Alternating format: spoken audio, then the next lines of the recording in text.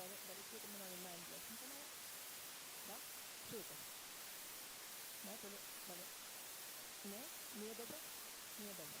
Але добре. Ну так, то. Ну, пробуємо. Пробуємо якщо в мене. Не. Пробуємо це допомогти.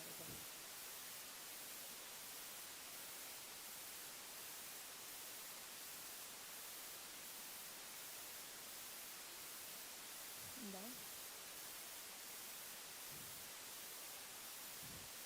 Так, 1, 2, 3. 1, 2, 3. Супер, добре, то є англійський канал, так, ну.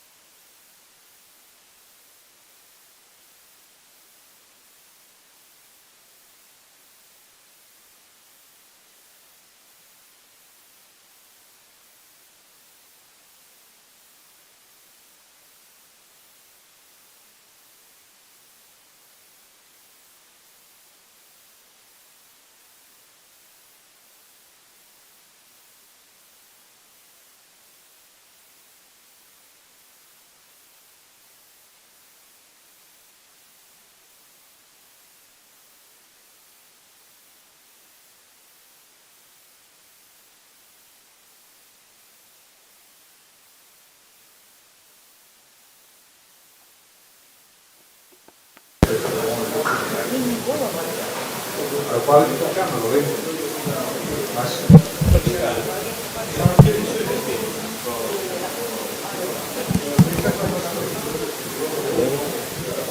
Do you hear me in the booth? You hear me well? Okay, let me just check the signal to the room.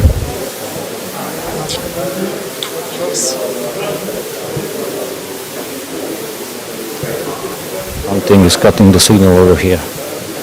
Okay, let me check over here.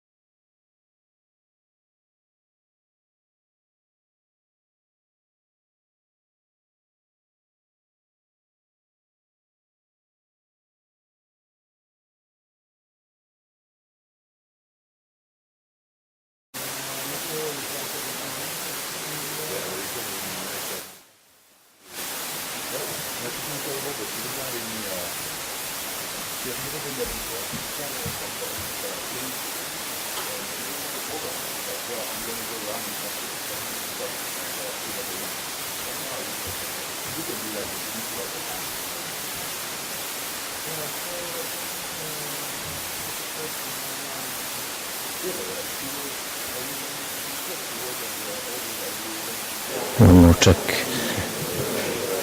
No man, I can do it myself. You don't need to speak. I listen to myself.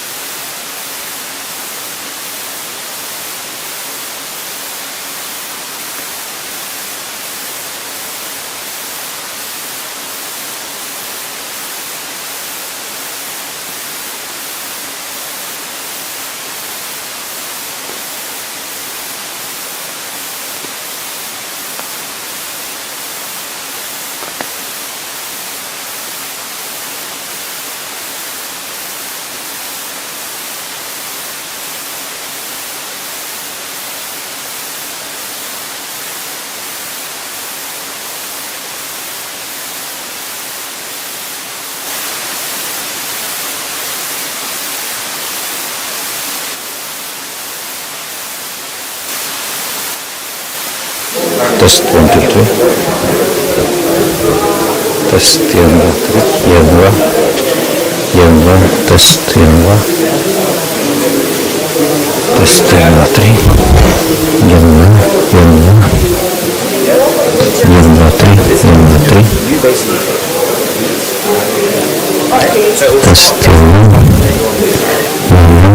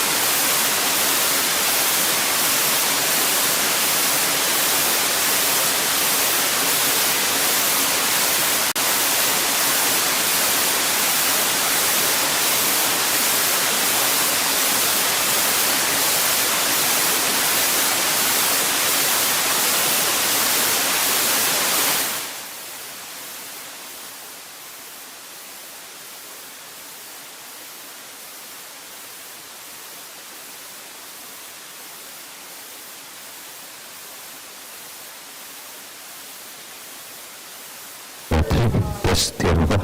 Morate ovaj nije isto nivo kao ovaj drugi. 1, 2, 3, 4, 5.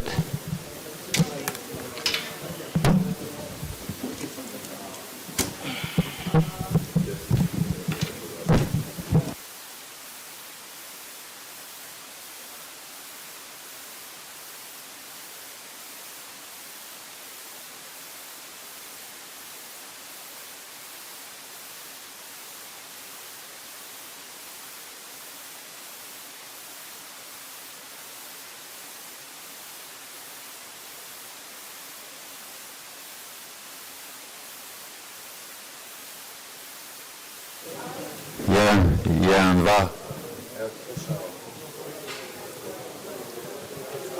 Test, 1, 2. Test, 1, 2. Test.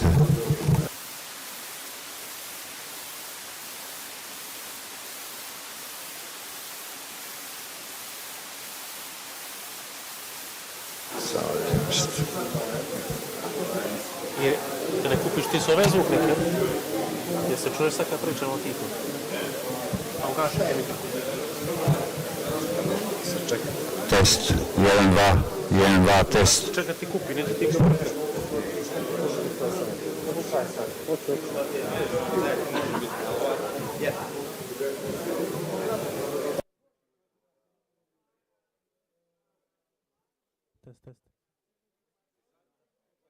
Test, 1, 2.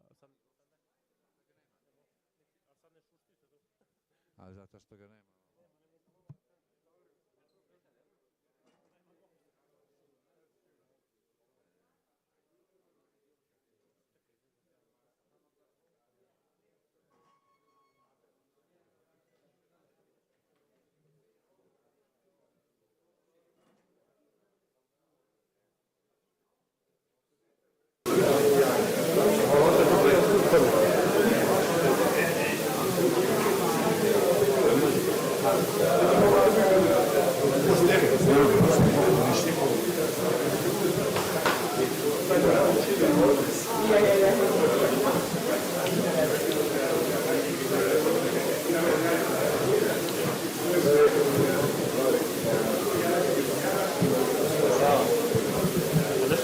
Sad zašto, zbog čega ne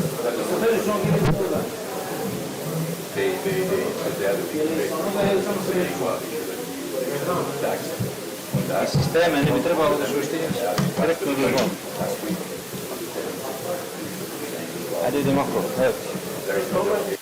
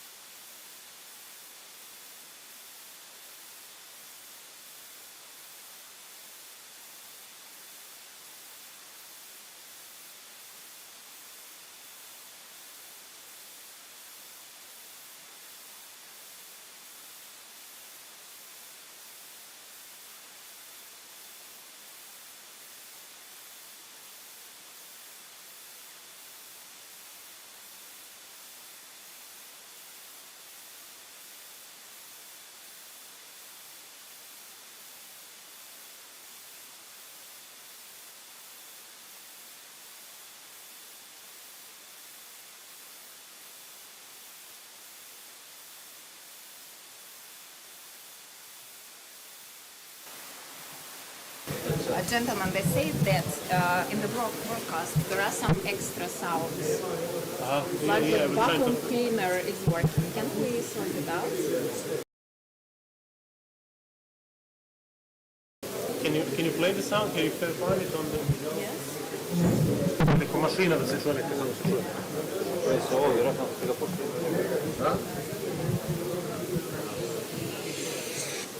Šuštanje ovo.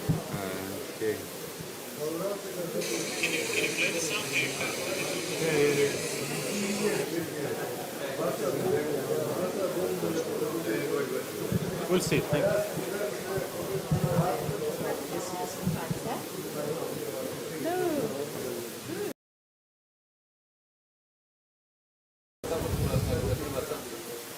Jedan, dva.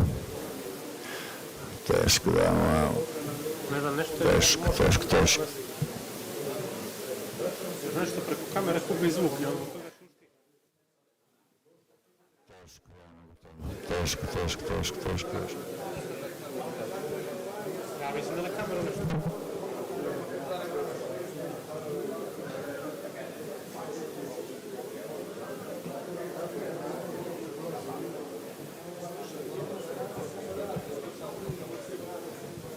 Jedan, dva.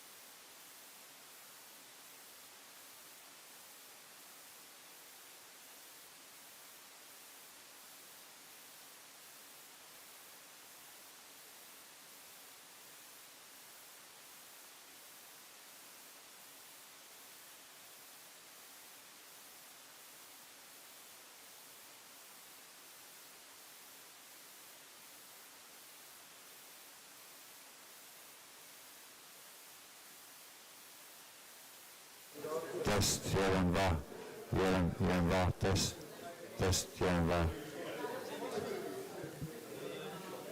Test, 1, 2.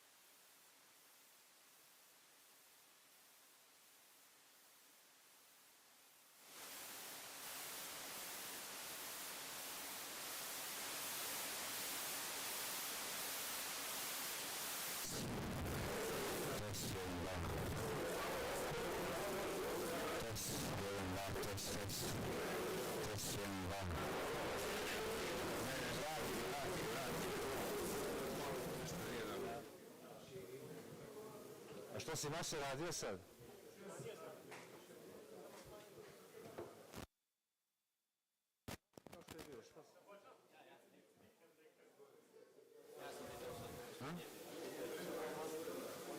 Test 1, 2.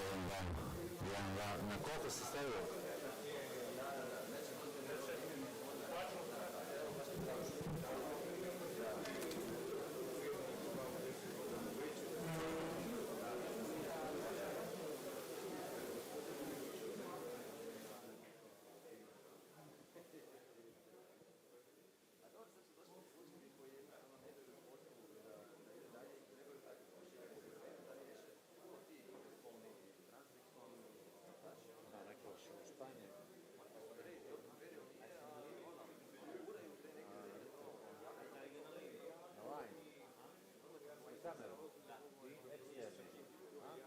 Ali onda ga nema uopšte.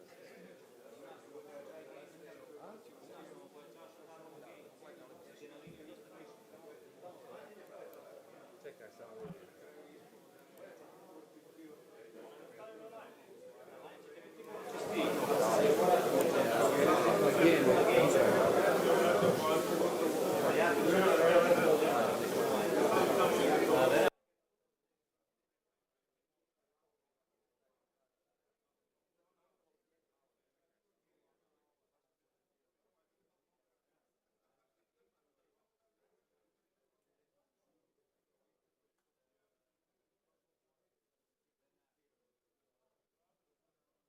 Test 1, 2, test 1, 2, test 1, 2. Odlično. Bolje makao mi se ovaj... Daj. Na liniju je valjda čistiji, samo što...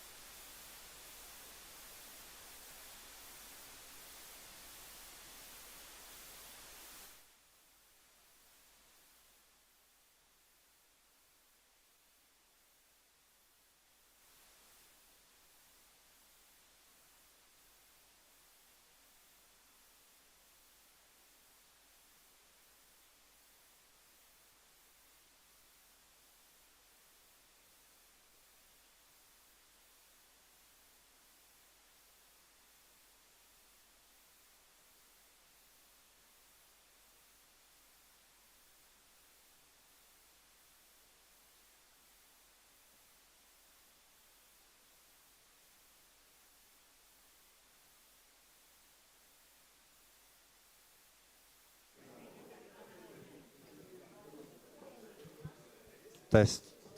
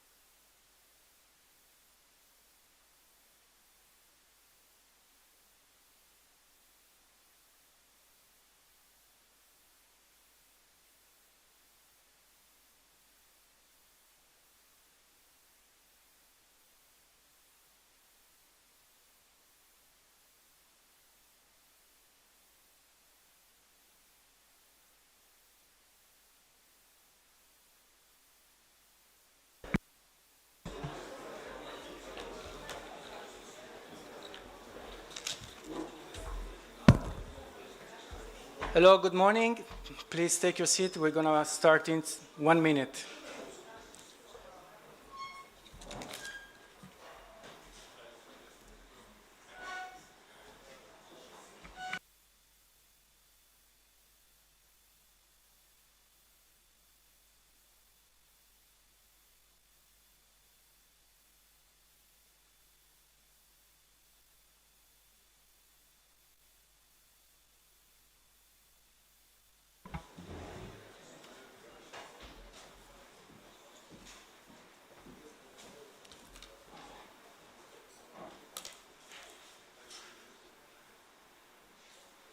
Waiting for the green light from the technical desk.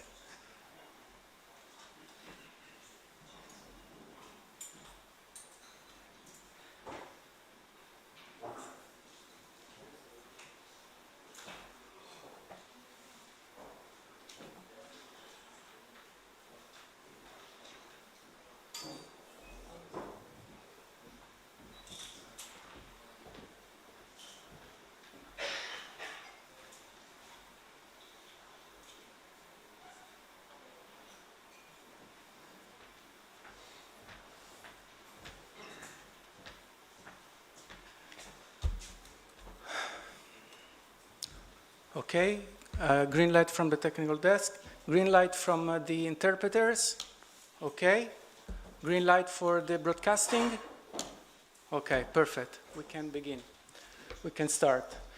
So, dear delegates, welcome to the EUBC Ordinary Congress.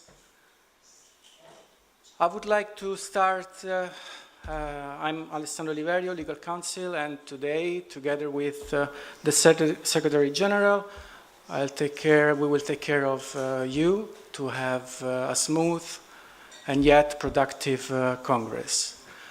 I would like to start with a highest note. I am very impressed by the organization made by the Montenegro Boxing Federation. So I really would like to thank Mr. Alexandro Klemenko for what he has pulled off for this event. Also, I would like to thank Arman and all the team from Kirill, Vera, because in 24 hours they were able to organize this beautiful meeting room, which is, I think we are going to enjoy this today's meeting thanks to their efforts. So I really would like to start with a big round of applause for them. Thank you very much.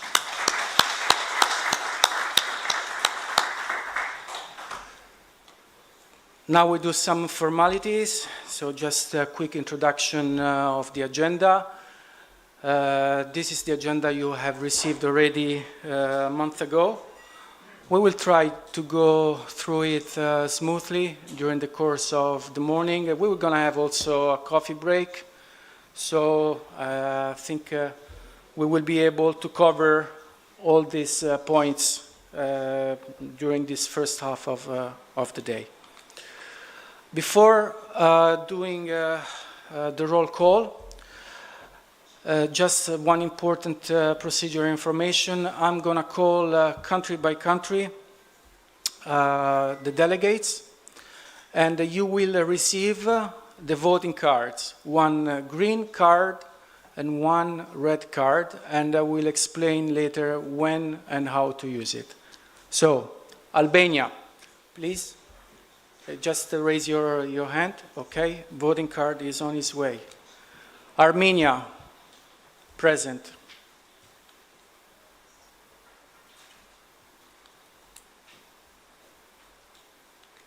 Austria, present. Azerbaijan, present.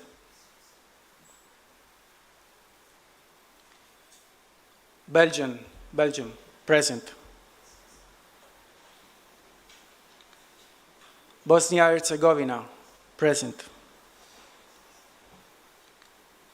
Belarus, Present. Bulgaria, present. Croatia, present. Cyprus, present. England, absent. Spain, present. Estonia, present. France, absent. Georgia, present. Greece, present. Hungary, absent. Iceland, absent. Ireland, absent. Israel, present. Italy, absent. Kosovo, present. Latvia, present. Lithuania, I see one hand. Is it Lithuania? Yes, present. Luxembourg, present. Moldova, present. North Macedonia, present. Malta, present. Montenegro, yeah, I think it's present. Monaco, absent. Norway, absent. Poland, present. Portugal, absent. Romania, present. Russia, yes, present. Slovenia, present. Serbia, present. Slovakia, yes, present. Scotland, absent. Switzerland, absent. Turkey, absent. Ukraine, present. Wales, present. There are some national federations who are attending this meeting on Zoom, so remotely. However, this is in-person Congress. That's the format that has been chosen. So they have the right to attend the meeting without the right to vote. So according to the Constitution, the number of eligible federations for today's Congress is 43 national federations. And now we're going to proceed with a double check of the federations in attendance. It should be 36, but needs to be double checked, of course. In any case, the number is abundantly above the quorum. So the quorum is certainly being reached.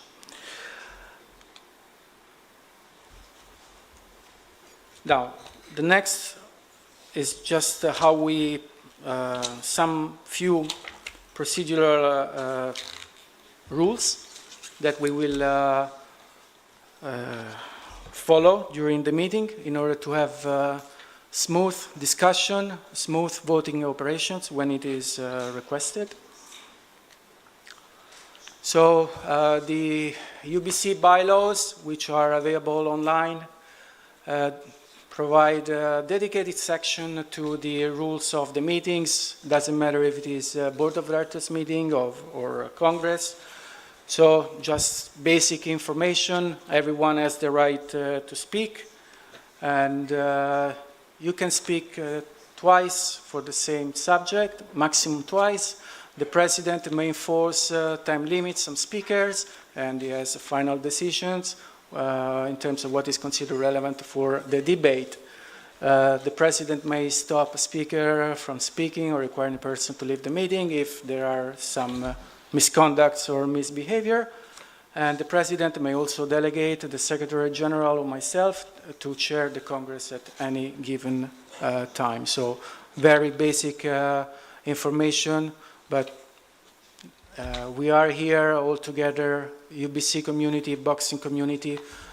So I know it might sound not necessary, but it's always important to have rules to create a legal framework within we can have a successful meeting. We are going to have 2 votes today, therefore we need scrutinizers.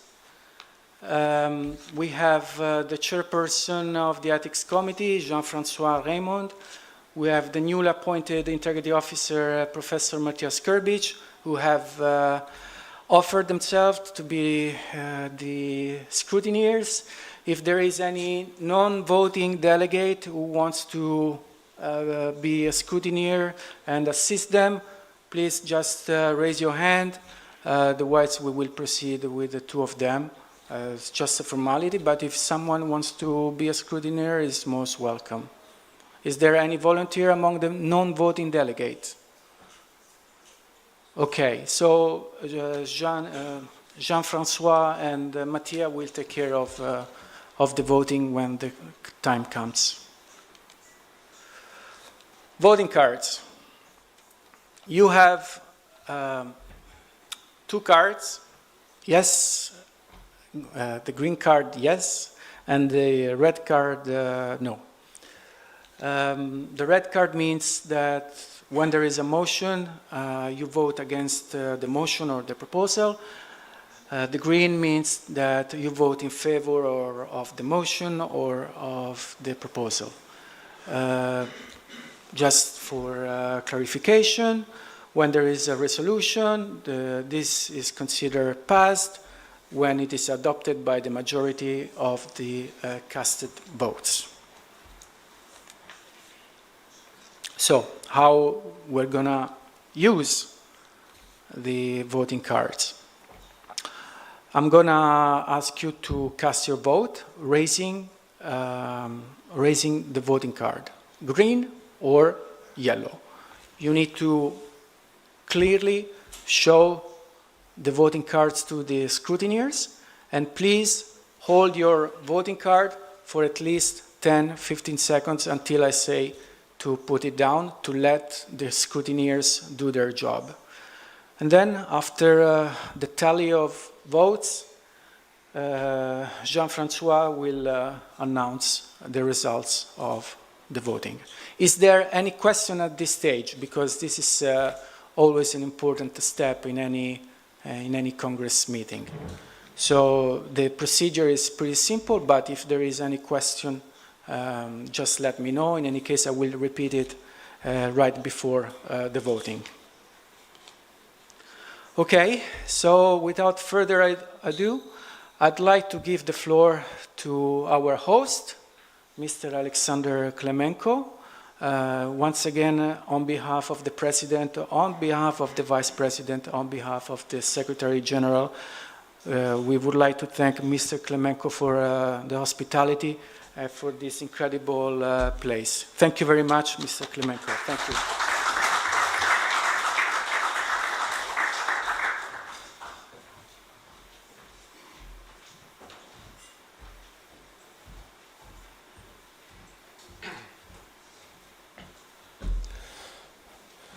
Уважаемые дамы и господа, дорогие коллеги и дорогие друзья, позвольте мне от лица Федерации бокса Черногории сердечно поприветствовать вас в нашем замечательном городе и поздравить вас с началом Конгресса Европейской конфедерации бокса. Наша команда приложила все усилия и, надеюсь, сделала все для того, чтобы ваше времяпровождение здесь было не только удобно для благоприятной работы, но также, что вы прекрасно провели время. И наши отношения, наша дружба и наша сплоченность еще более увеличилась, усилилась, что помогло бы нам сохранить, развивать, пропагандировать и продвигать мировой любительский бокс в мире. Мы всегда к вашим распоряжениям. Команда нашей федерации всегда была надежным партнером вашим и остаемся, и будем. Поэтому еще раз приветствую вас, желаю вам наилучшего времяпровождения здесь. И давайте вместе дальше двигать и развивать мировой любительский бокс. Спасибо вам большое. Для нас это большая честь. Очень рад нашей встрече.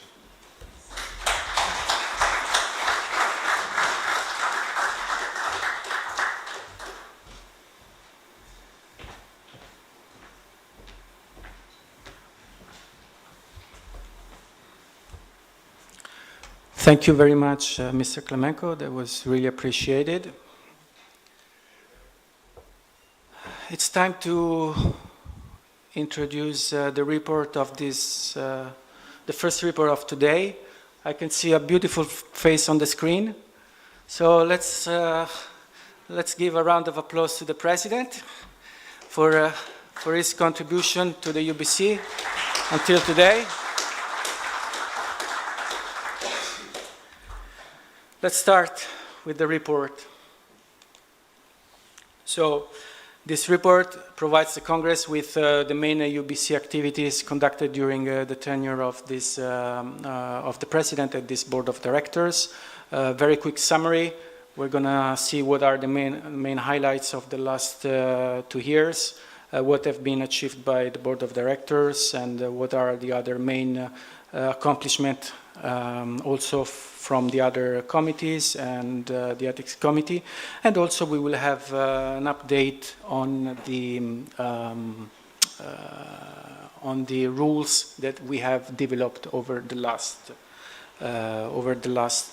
2 years. So I believe that the main accomplishment is the External Congress of last year in Istanbul in July, where we had 34 national federations in attendance. Today we are more, but apart from the number of national federations in attendance, it's really important what we have achieved there. The amendments of the Constitution that we will see in a moment, and the presentation of the Integrity Code and the Monaco office. We will go in details in a little bit on this. Board of Directors meeting. What I would like to show you here is that the BOD meets on a regular basis, online, in person, and you can see the number of times that they have met. What I want to say is that in addition to this, I can say that there is also a very active group chat within the Board of Directors, and I can really say that they are all of them dedicated to their mission to develop European boxing at the best of their capabilities. Also, I believe that all the directors take pride that the main decision and resolution of the Board of Directors meetings are available online. Monaco office, here it is, right in the middle of the Monte Carlo, where we used to see Ferrari or Mercedes fighting for Monaco Grand Prix. Yeah, we can see there's an office on ground floor, which is ready to be developed for, designed for giving European boxing a great future. Even if it is not here, I really would like to thank the director, Andrei Mikhalev, for his invaluable help and support for the setup of the office. New UBC corporate identity.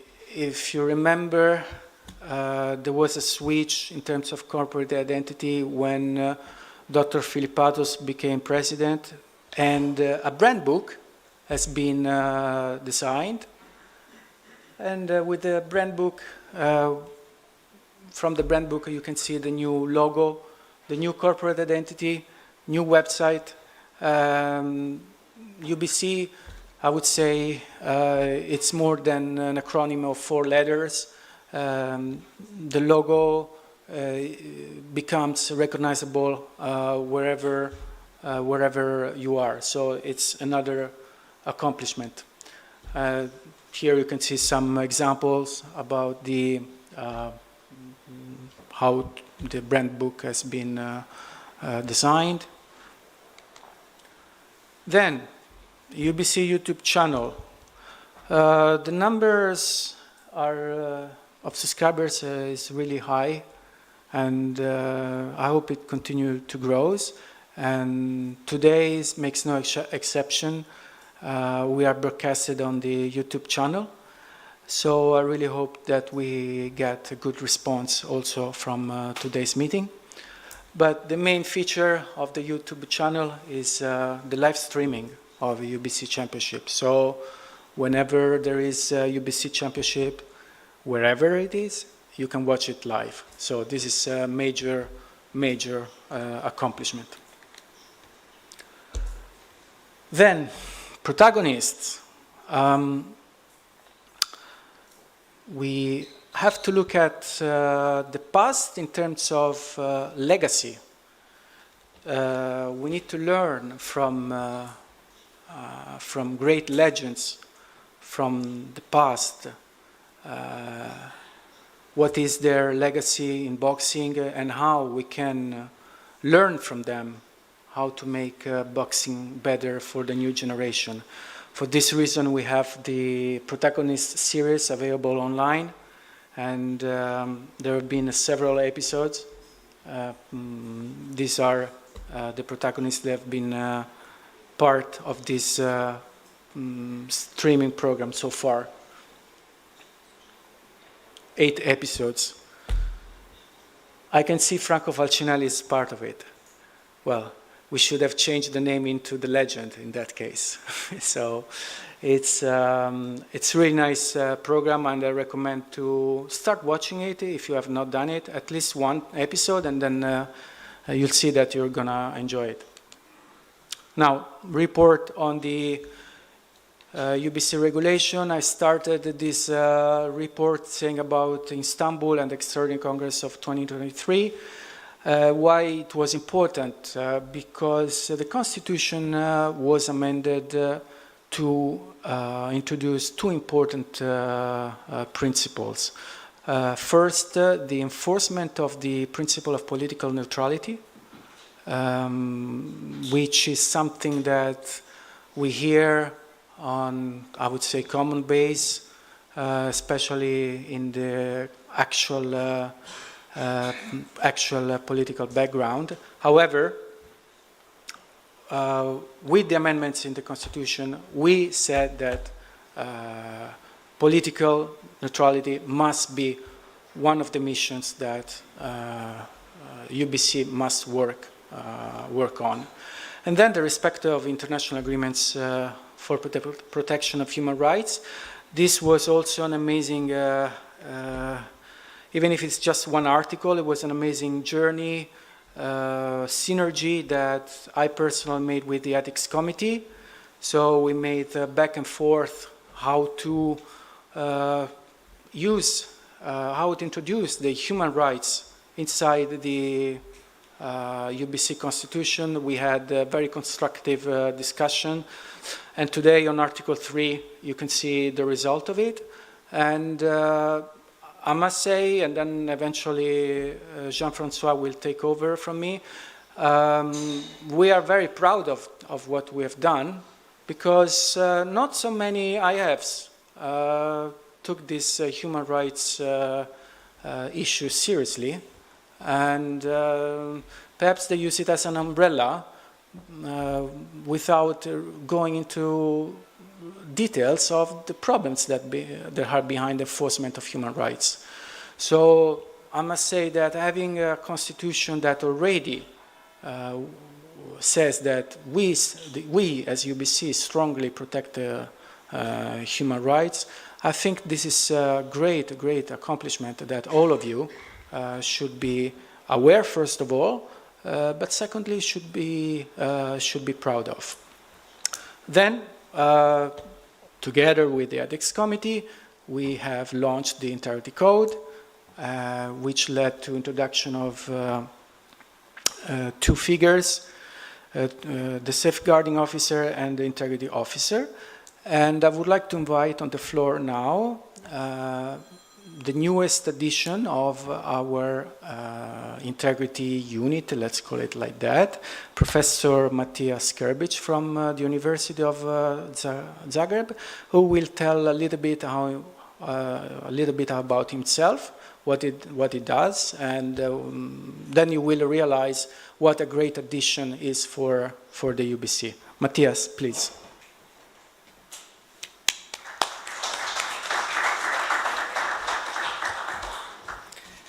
Thank you very much, Alessandro. I'm really happy and privileged to be here among you, and I'm looking forward to contributing the work in safeguard of integrity of boxing.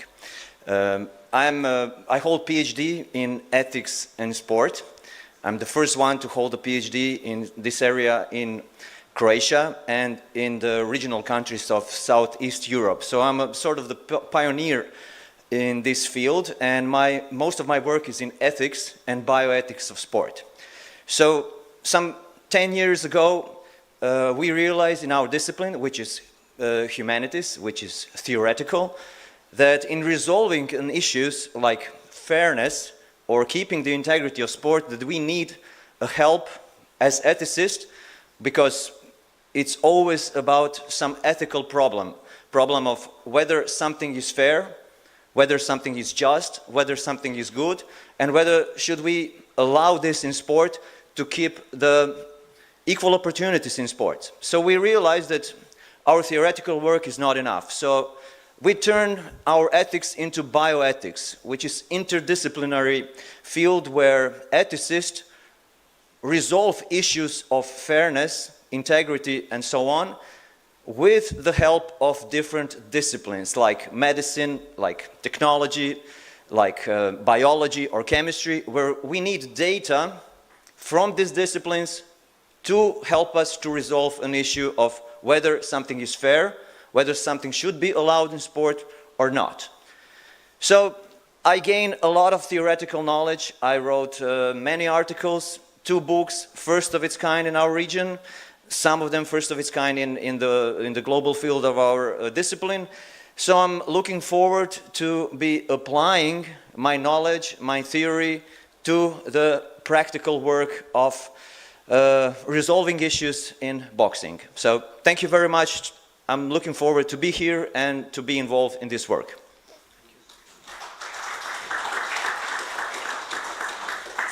This is the kind of people that we want to work with, so I was very happy that Matthias accepted my invitation to be here, but also to become the second integrity officer alongside with Dr. Nenad. And I take this opportunity to remind each and all of you, whenever you have an integrity or ethical issues, please reach out to the chair of Ethics Committee. He's right there on the presidential table, Jean-Francois, or reach out to one of the integrity officers, because they are there for you, okay? So take this opportunity, don't miss it. Now, we amended, let's move to the next. We amended the bylaws to enhance operations of the BOD and of the EUBC committees. So now we have terms of reference for all the committees. And also we have improved the bylaws for the operations of Congress and and for the BOD meetings. And yeah, I think it's working really well.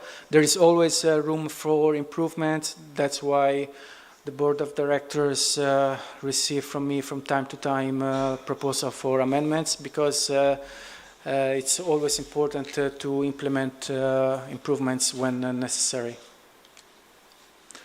Then, under the tenure of Dr. Philippato's presidency, we have established clearly the bidding guidelines, and so providing a set of requirements and rules, rights and obligations, if you want to bid for EUBC championships in the most transparent ways. It means that the bidding guidelines apply to everyone, to all national federations. So this also facilitates the job, the task of the board of directors to choose the most suitable host country for EUBC championships. Then, thanks to the invaluable contribution of the EUBC competition committee, in particular the chairperson Maxime, we have now the competition guidelines, which sets the requirements, rights, obligation for EUBC sanctions events. So not just EUBC championships, but also the EUBC tournaments. So once again, this was a terrific job conducted together with Maxime and this committee. And yeah, I think the results is before us. It's very clear what it has been accomplished. Host city agreement. Yes, send out the host city agreement to the selected host national federations, and for those who has already received the host city agreement because they hosted an event, you know that the agreement may look big, but in reality it's easy to read. It goes through smoothly and is quite clear what are the legal obligations on the host side, but also what are the obligations on the EUBC side. And I'm positively surprised that we never had an issue related to the host city agreement. Clarifications were requested, which is normal, and we provided clarifications, and clearly it worked out really well. And then there's the team delegation handbook, which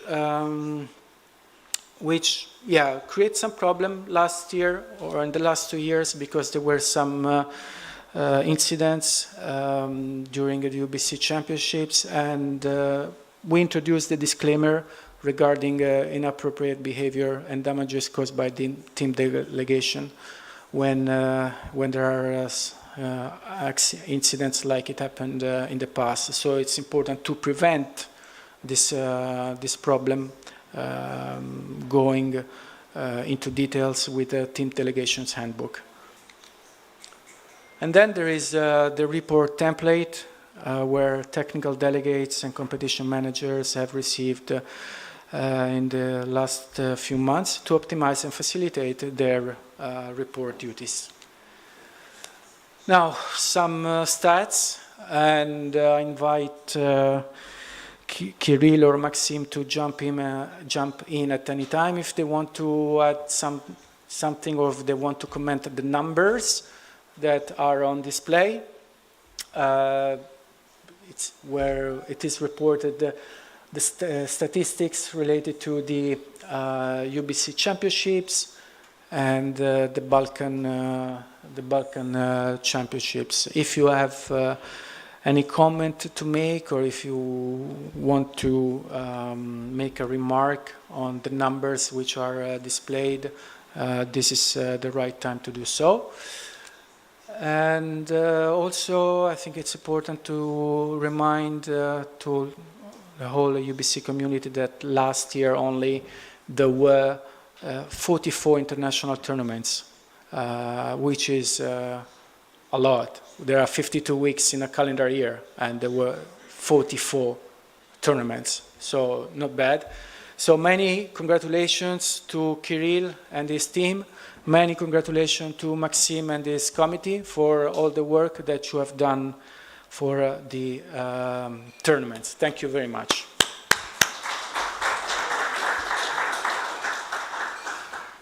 Now, I give the floor to Jean-François.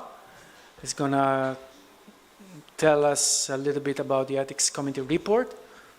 And I need the President, I need...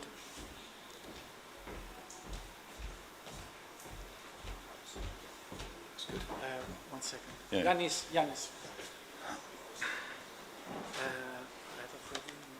Yeah, go ahead.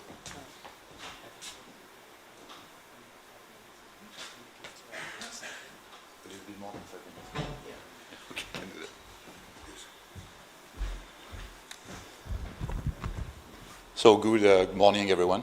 Nice seeing you all here in Budva, and thanks, Mr. President, for the opportunity. My name is Jean-François. I'm on the head of the Ethics Committee, and the Ethics Committee was set up by the EUBC President when he first took his term 2.5 years ago. Our mission with my colleagues of the committee has been to, first of all, propose the revision of the Ethics Code and work on a couple of documents for EUBC internal procedures.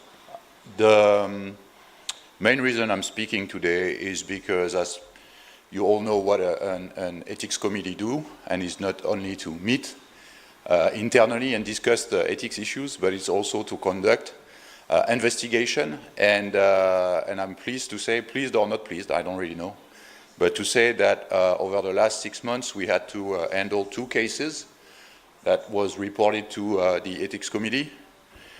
The ethics cases, number 1 was an incident with an Italian coach that took place here in Budva, in Serbia, sorry, in Belgrade, in May during the Junior Nation Cup. On the 13th of May, the EUBC competition manager filed an official complaint to the EUBC Ethics Committee, which is us. And the Ethics Committee appointed an integrity officer, Mr. Dikic, independent from the commission itself, to conduct an investigation. At this stage, the committee concluded, based on the investigation of Mr. Dikic, that no further action should be taken against that Italian coach. But a separate incident with the same coach took place during also the Junior Nation Cup in Serbia, on the same competition, and was presented to us a couple of days later, where the competition manager filed another complaint against the coach.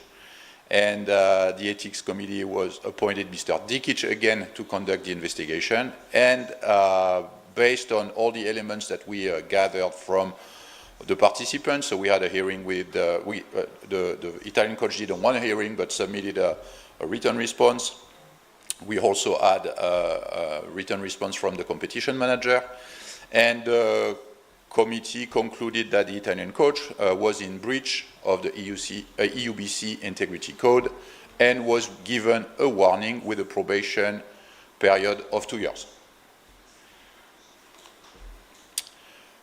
So that's basically what we have done. So around every EUBC event, there is the possibility from either national delegates, competition manager, athletes themselves, to directly contact the EUBC Ethics Committee for ethical breach that could occur within within a fight or outside of a fight.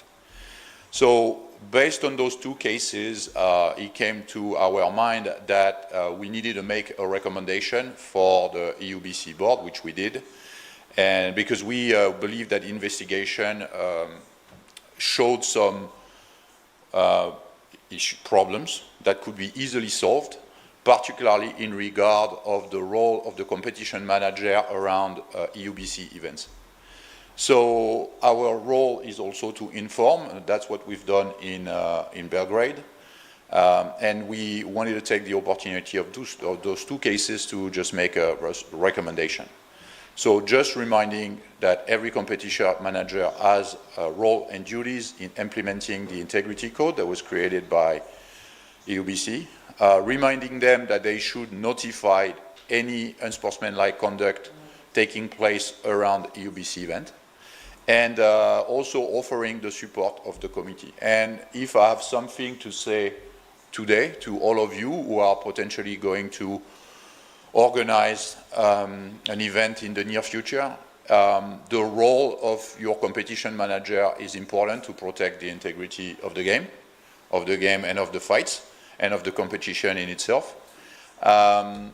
It is really important that they are aware that they have ways to make sure that everybody is protected, whether it's the referees, whether it's the coaches, or whether it's the athletes. And we are taking all potential offenses very seriously, and as you can see, not all investigation conduct end up with a sanction, but they are always investigated and being reviewed by a panel which is composed by very diverse people that helps to get a comprehensive decision, I think. So it was the first one, the first sanction that was ever implemented by EUBC. And hopefully we won't have a lot in the next few days, but or a few years. But we never know, and it's really important for you to know that every time you, your colleague, your staff, your competitors, your fighters, your coaches are participating in an EUBC event, they have this unique and great opportunity to be able to report any misconduct. That's it for me. Thank you very much. Ali, I'll leave you the floor back.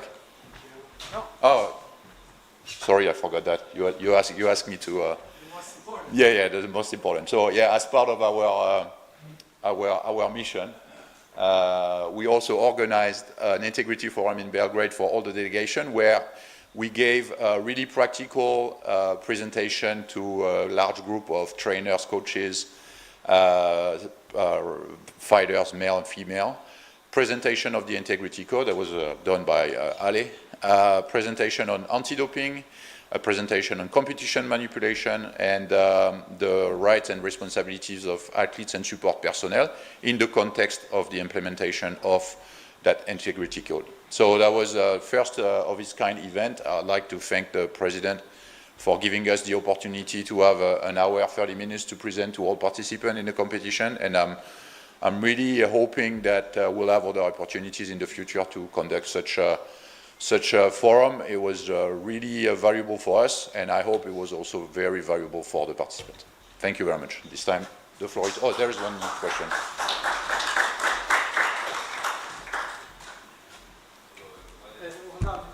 I need a translation or it's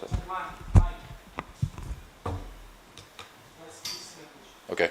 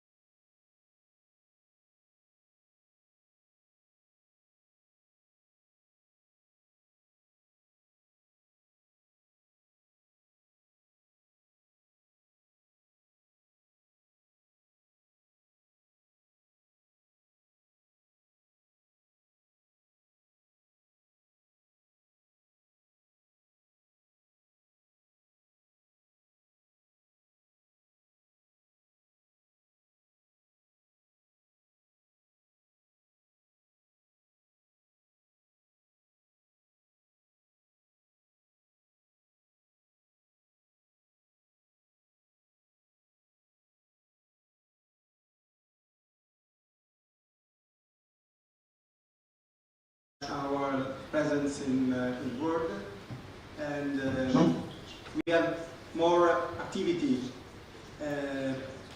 We are also committed for integrity, and then we would like to inspire confidence and power to change. And I'm going very fast because I don't want to annoy you. You have many issues to discuss later, so I wanted just to explain you what are our activities. So we have many consultancy for services like advisory, like tax and legal, and like accounting. And in this case, we are here for accounting because we have accounted everything for EUBC. And then these are the industry where we work, our Italian client. And then I pass to the next presentation.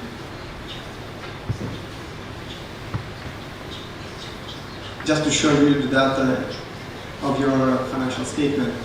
I divided in the, so here we are. The cash flow statement in revenue, this is what you, in this slide you can see two different columns, institutional and commercial. At the moment, EUBC has not commercial activity, so you will see always zero in this column. And the institutional activity is this.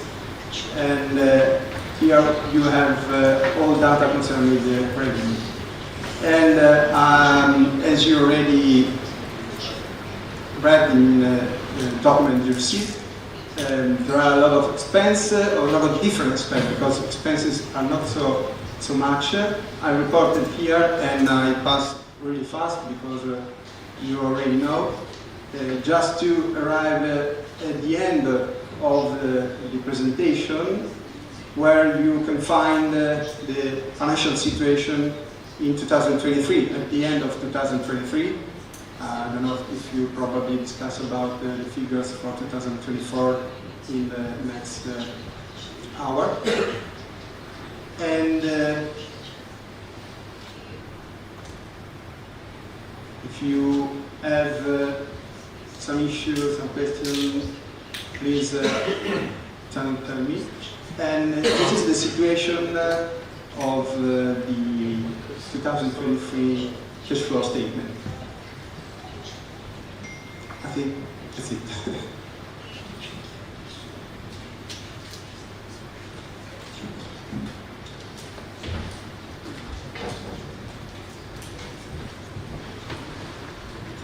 Thank you, Enrico. Just one comment. All the financial figures have been sent to all the national federations 30 days before this, 30 days before today's meeting. So I hope you have the chance to read the numbers. If you have any questions, also outside the scope of this meeting, you can reach out to Enrico and the office of KPMG. I just would like to close this chapter before going to vote, saying that the financial situation at the end of 2023 was rock solid, because as you can see at the end of 2023 there was a surplus of almost 489k. So that means that financially speaking, the EUBC was at the end of 2023 in a good situation. Also, I would like to add one important thing in terms of working method. We started to work with a different auditor when President Philippatos and the board of directors were elected.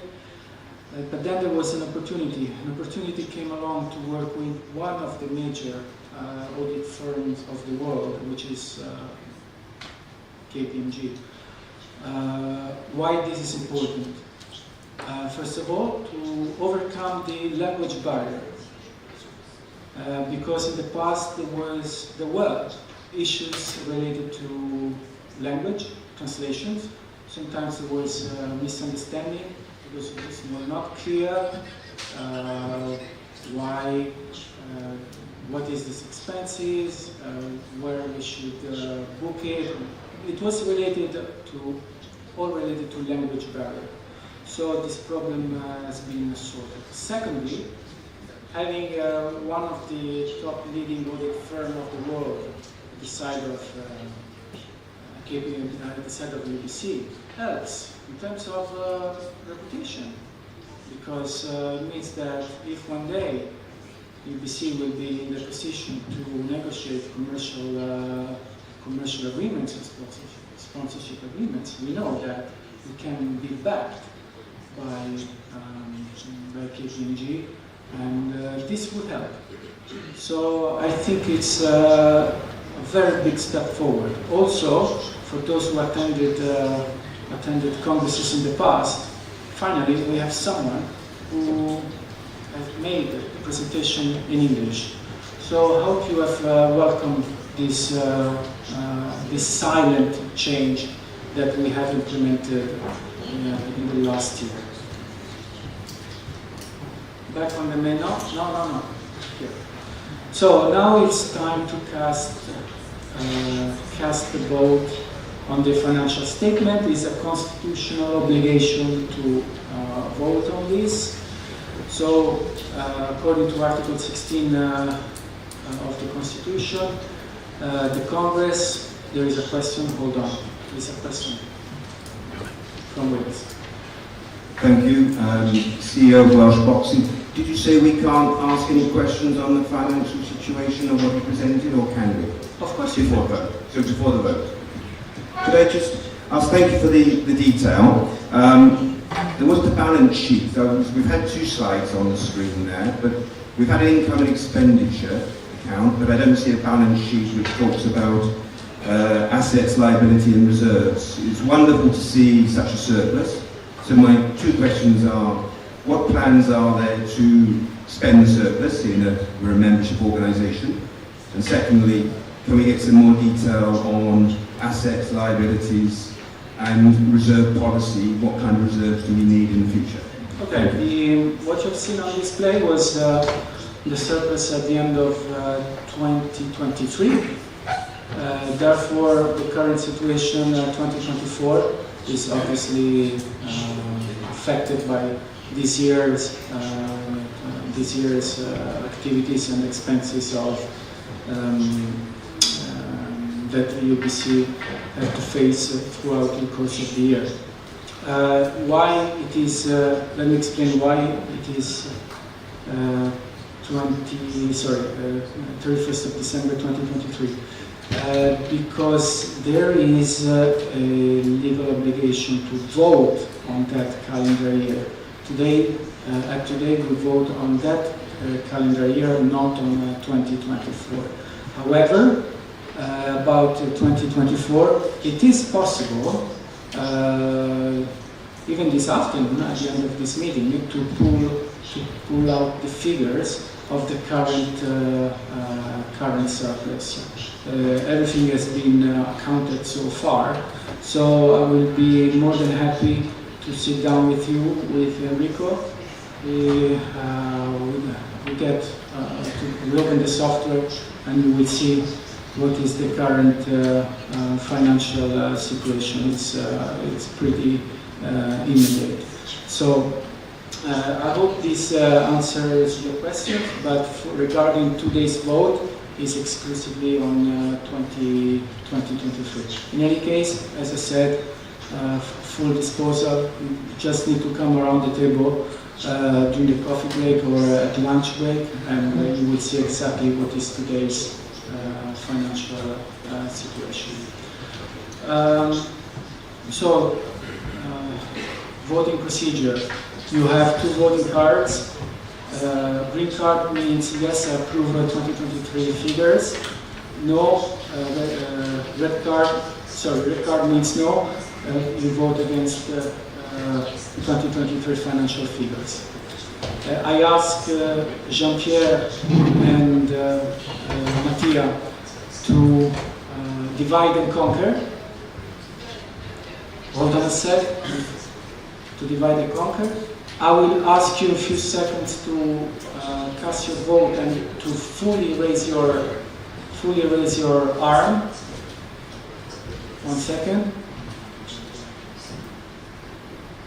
I need a green light from Jeff, green light from Mattia. Please raise your voting card.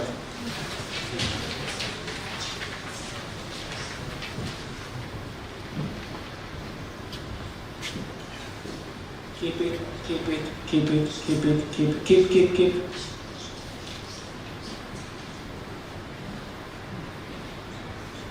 Keep it.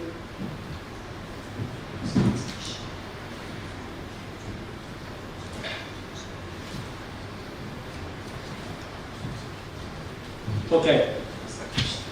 Now Jean-François will tell you the votes and will give us the results.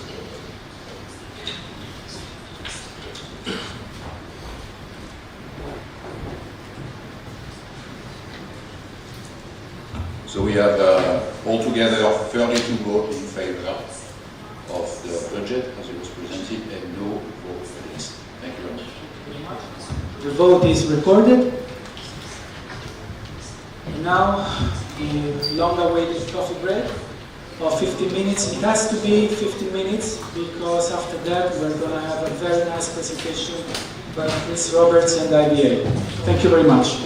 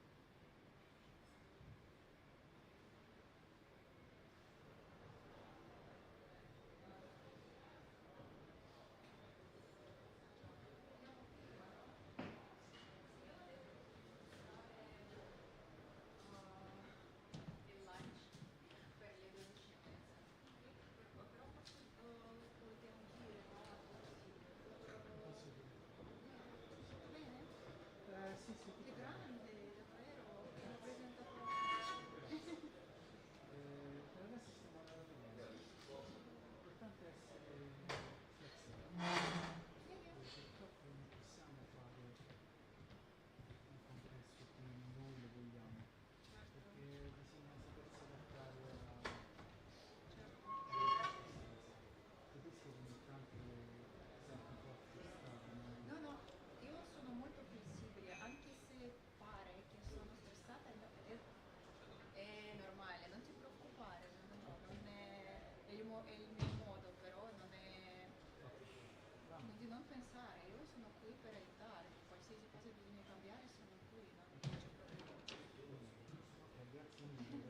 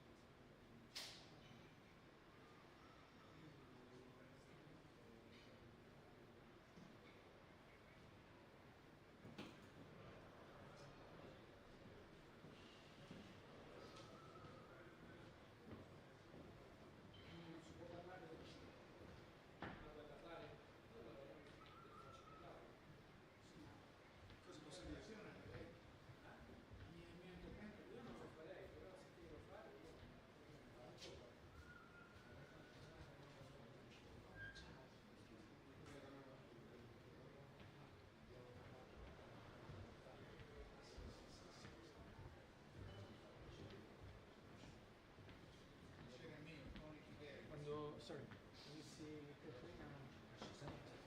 No? Se ci senti perché no, no. No. Patria di Marciano. No.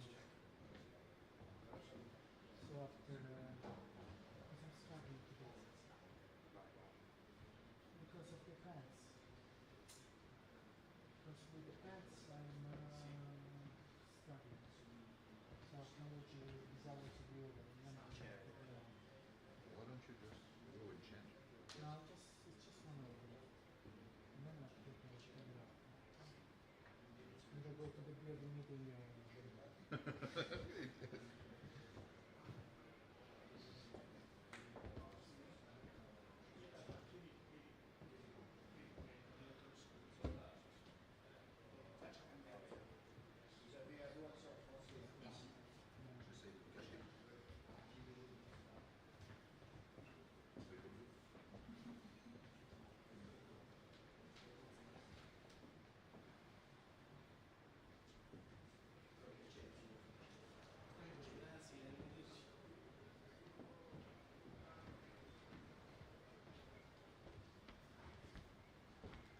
Then this afternoon from your laptop, you can go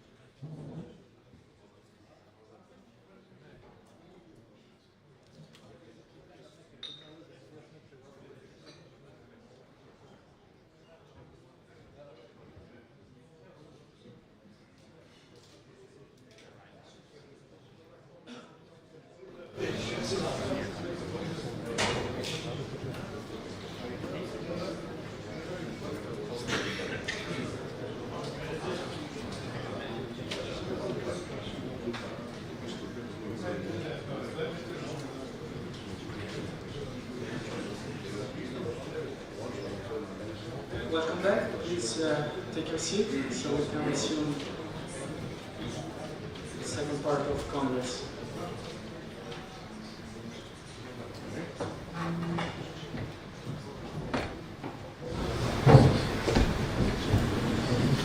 All right. Welcome back for the second part of EUBC's Congress.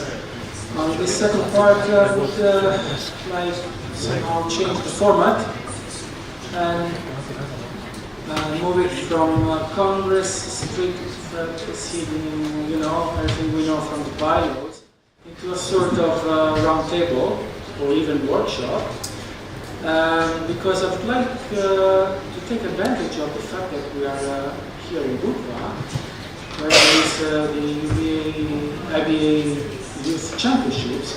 So we have the IBA executives. So we need to take advantage of that. So I think we should not miss the opportunity to have the IBA CEO to talk, take the floor to talk about IBA past, present, and future. And at the same time, let's do sort of round table after Chris' intervention. And I will try to moderate with further speeches if somebody wants to say something, or if you have other questions to address to Chris or to President or Vice President or whoever else is on the meeting room. Sorry about that. So, without further ado, I give the floor to the IBA CEO. Thank you for being here, and let's have a constructive discussion, and let's see how it goes. Okay? Thank you very much.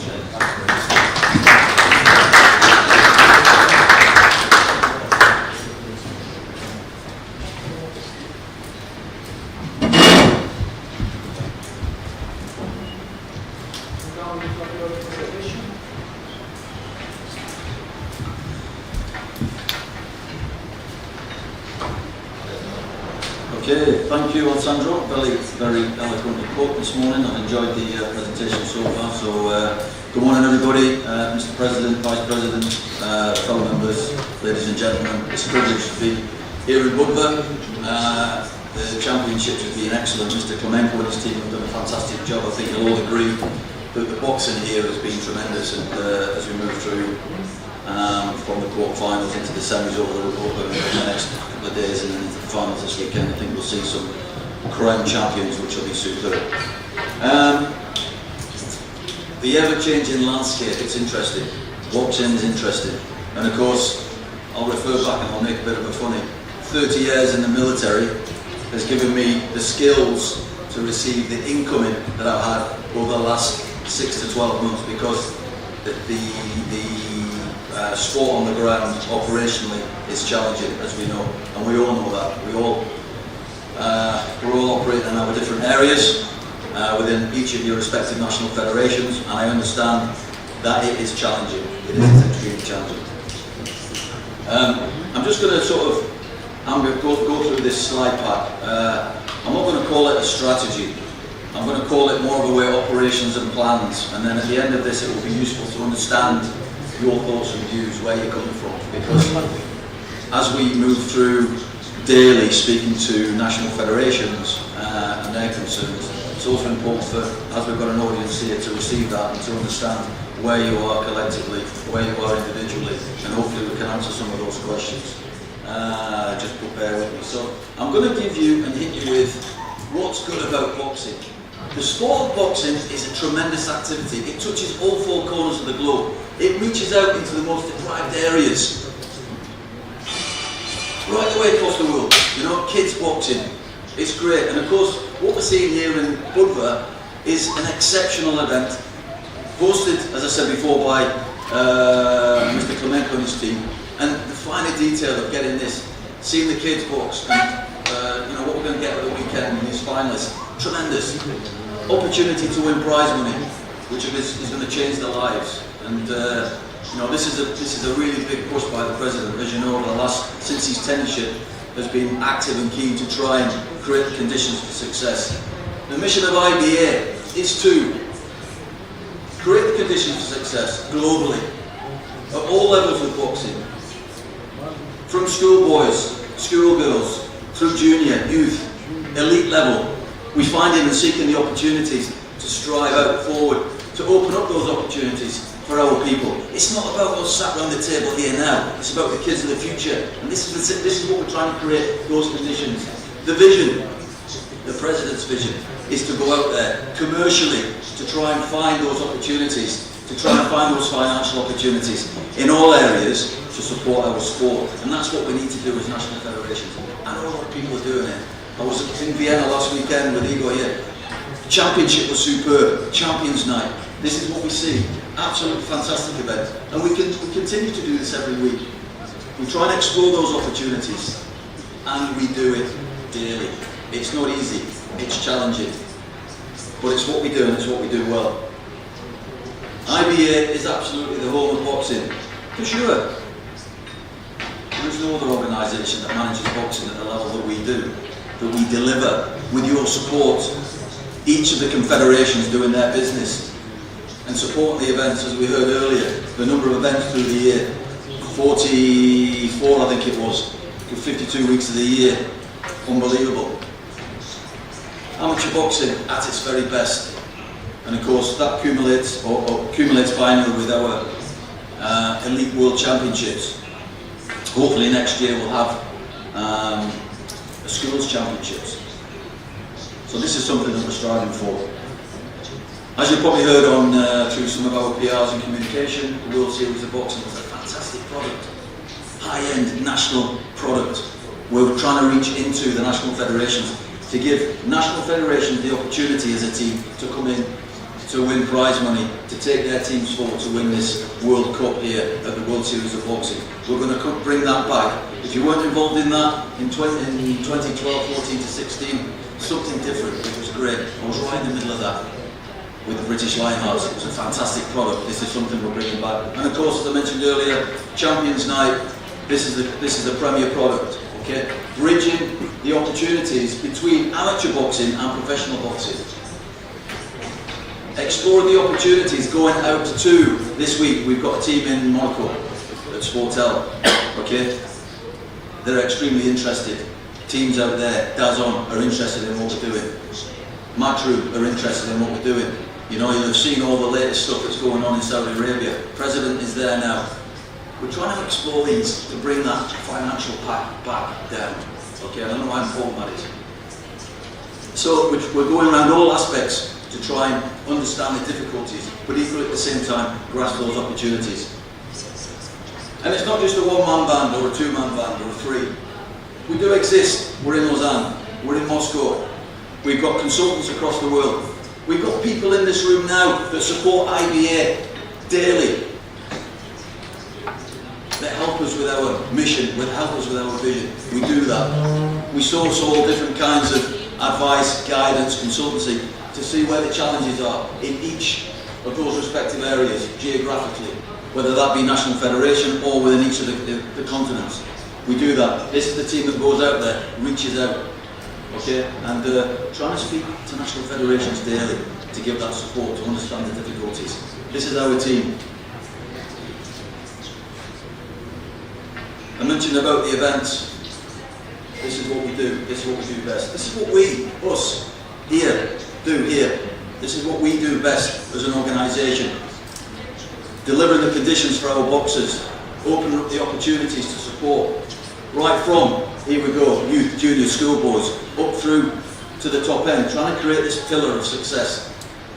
We've just managed to strike off, win a deal over with BoxRec. So BoxRec now will allow our boxers to be placed into their ranking structure. Again, this is great for our elite boxers and the pull-through effect that we're going to have from the bottom end through to the top. Again, as I said, creating those conditions. This is what we're trying to achieve with your help. This is where we're going. Just on a point, and then an interesting one is and I picked up the stats before on the previous slide pack regarding social media and what we're doing out there visually in the media space, on the comm side, and trying to understand what that looks like on the ground for our people. And this is an interesting slide. We get advice and guidance from other companies. We're talking to executives that can advise and guide on rebranding and understanding how the branding process works and understanding where we can catch our people.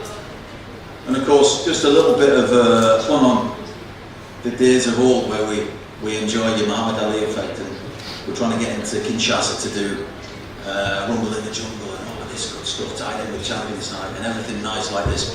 What we're hitting here is the youth of today that sit behind their PlayStations like this daily. And we're doing some work now with our own technology and with a digital boxing game. That's something that the President wants, so there's some work ongoing with that. Watch this space. But here, it's important to try and target down. Average age 39. Average age of 39. Spectator. 2.5 years ago. Now we're down to 22 years of age. We want to bring that down. We want to create the UFC effect. The UFC effect commercially on the ground is huge. And this is where we want to explore those opportunities now to push that commercially down to our national federations, to give you that financial support where we can. Because if we were creating conditions now for our boxers globally, then who knows where we can go. But the outreach at the moment, we're now targeting to the 22-year age group, we're trying to hit that below. And of course then we start bringing in people who are create the generations to become more involved in the sport of boxing. Alright, it's not just about the red and blue corner. Yes, there is a need for this, absolutely there is. It's what we see in the clubs. We go down to grassroots boxing in the clubs every night. Challenges that the clubs face on the ground. Let's have a boxing event on a Thursday evening, let's have one on a Friday, try and sell tickets. Okay? We know all of this stuff, we've done our research, and it's about trying to get that outreach program into those clubs, okay? But ultimately to reach up for those stars, and this is what we're trying to do now. Okay, this is where we're going. We understand where we need to be. Interesting stats. EUBC sit right at the very heart of our core business. Absolutely you do. The largest continent alongside Asia, massive. Putting high-level events on, week in, week out, supporting young boxers, elite boxers. This is what you do here. We bring in, okay, trying to help the organisation to move forward. Support that we've done, and there's a bit more on this, value in kind, equipment support, looking at what we do, allocation of funds to each of the events, providing the framework in support of EUBC. Okay. And I think it's important to just to capitalise on this a little bit. Development programmes. And I've got no doubt you'll have had a chat with our IBA chair of the coaches committee, Gabriel's here, does some great work in that space, providing the opportunities for our people from national level to 1 star, and then opening up those opportunities at WBA level, because we're pushing through now from 3 star into the professional space also. Certifications are happening there. That's also happening with our trade courses. So there's a lot ongoing, and we continue to do that with your help. And if there's any desire to run a course against the championships, just get in touch. We can do this at national level. 1 star courses we can do. Just as a quick snapshot here, Continental Championship support, financial support that we've given.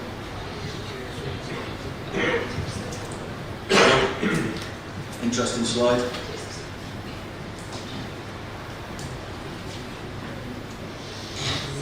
And to the event here in Budva, supporting accommodation for our athletes, supporting accommodation, flights, and prize money. And this is something we're looking at with our FSP, Financial Support Programme. We've got our International Relations Department at the back there that I know support daily with FSP and other inquiries that you've got. We do this, so please reach out. It's brilliant for the kids at the weekend. 8,000 for first prize. And again, the point here, we're going to be bringing the Olympic Games medalists to Dubai, and then throughout the year there's winter tour, so they're probably not welcome to Dubai, but to support those and their ambitions moving forward next year on our professional team.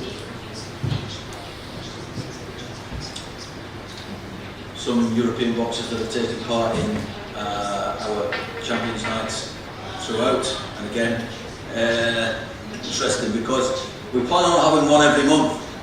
We've got like 2 or 3 now. So we move from one country to the next, here to there. So there's a lot ongoing in the background, and again, not just supporting European boxers, but supporting boxers across all 5 continents. European Academy, Franco Severa, our director over there. Franco's done a lot of pull-through on that with support to our students. Again, European Academy, and big work will start in the new year. It's going to be looking something like this.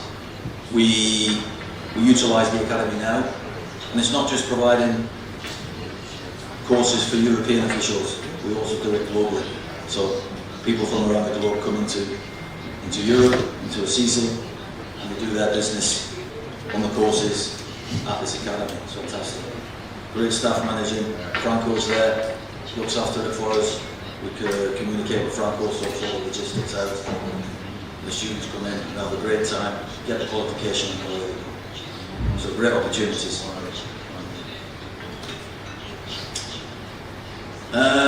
We're all aware of the World Championships. We're looking next year. We've got Mr. Nenad, who's going to be hosting the Women's Worlds next year.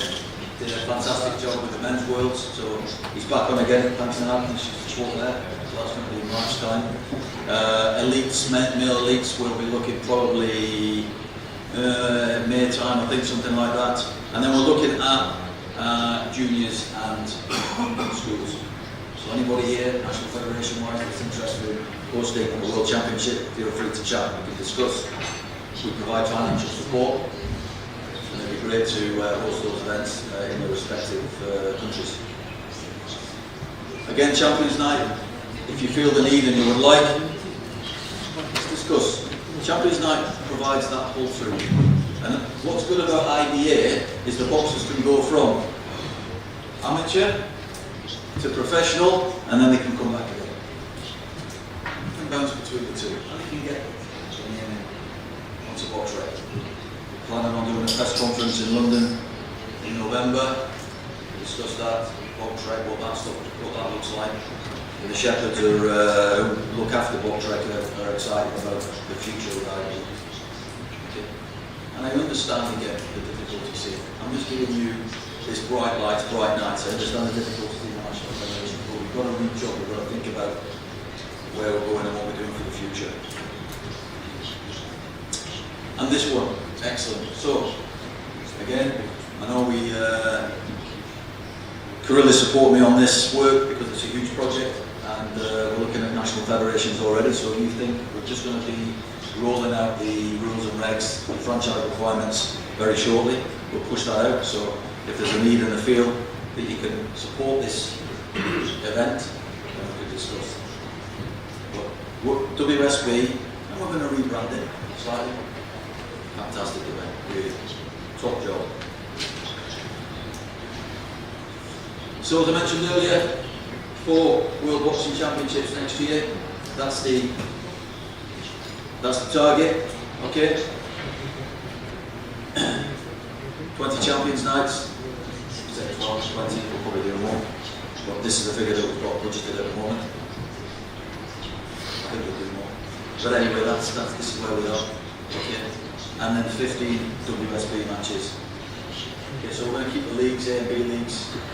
Teams will be huge teams, but it'll develop over the next 12 months and see where we're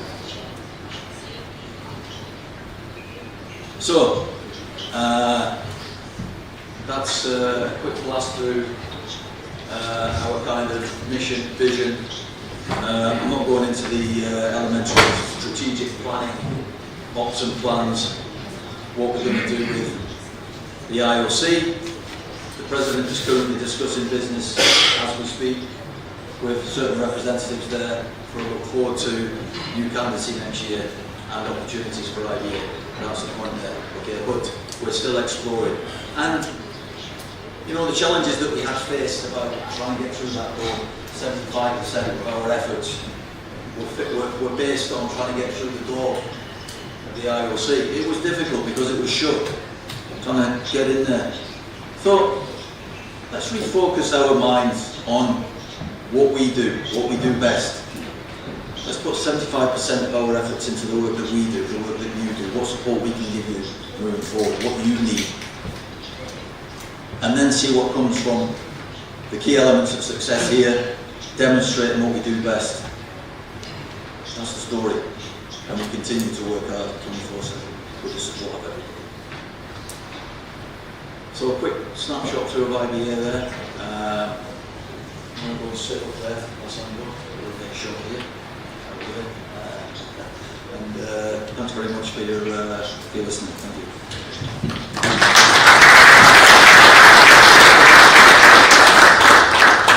So, as I said at the beginning of the, okay, start over. As I said at the beginning of this session, I would like to make a sort of round table, and I would like to hear from other delegates or guests if they want to take the floor and say something about the future of EUBC, the relationship between EUBC and IBA. I think the EUBC honorary president would like to say something. After that, I will ask Armand and Vera to be ready with their mics, because we will go around the tables. Perhaps there's going to be some questions. And let's do this in a sort of round table open discussion, okay? Thank you very much. I want the warmest applause to the honorary president of the EUBC, Franco Falcinelli. Thank you.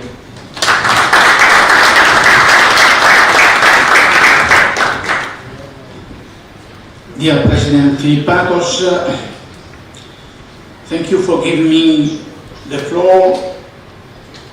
It's a great pleasure to meeting all of you in this nice city of Budva, and congratulating President of Montenegro Boxing Federation, Mr. Alexander Klemenko, for the perfect organization of this congressional meeting, the World Championship, the current World Championship, and also for the fantastic opening ceremony at the beginning of the championships.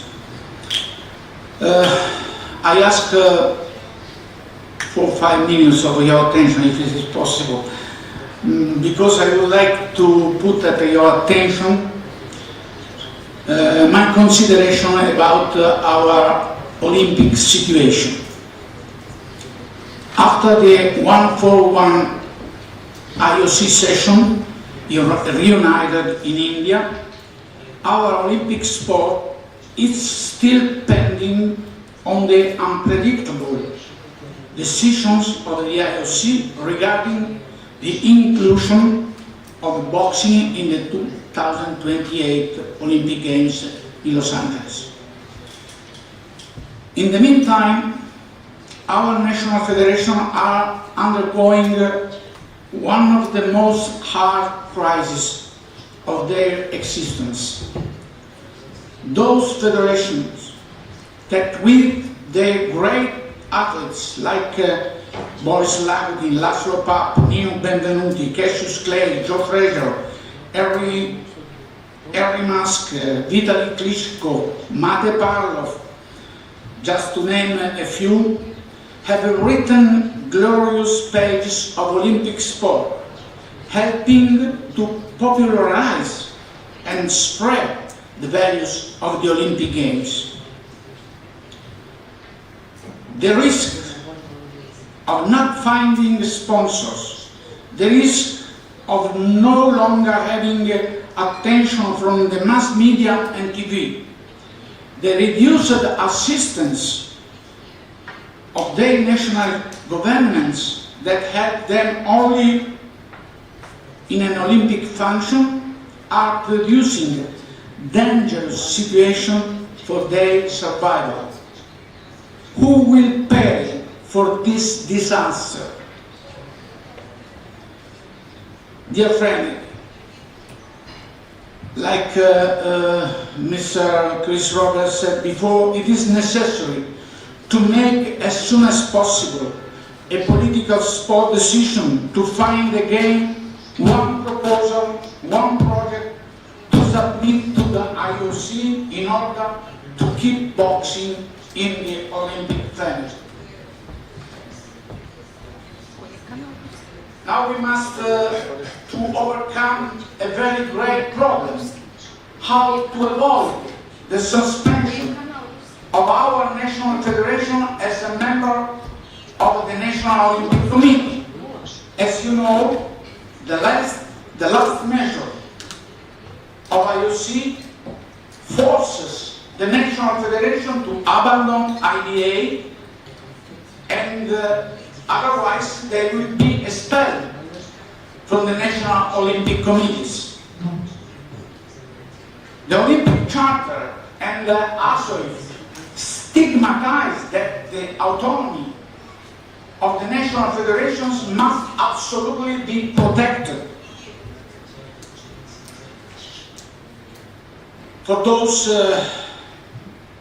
who want to defend the Olympic principle and the Olympic Charter, there are no valid reasons to prevent the reintegration of the IBA into Olympic family. Above all, because the world boxing will never be able to replace the IBA, and not because of the low number of membership, but also because up to now doesn't have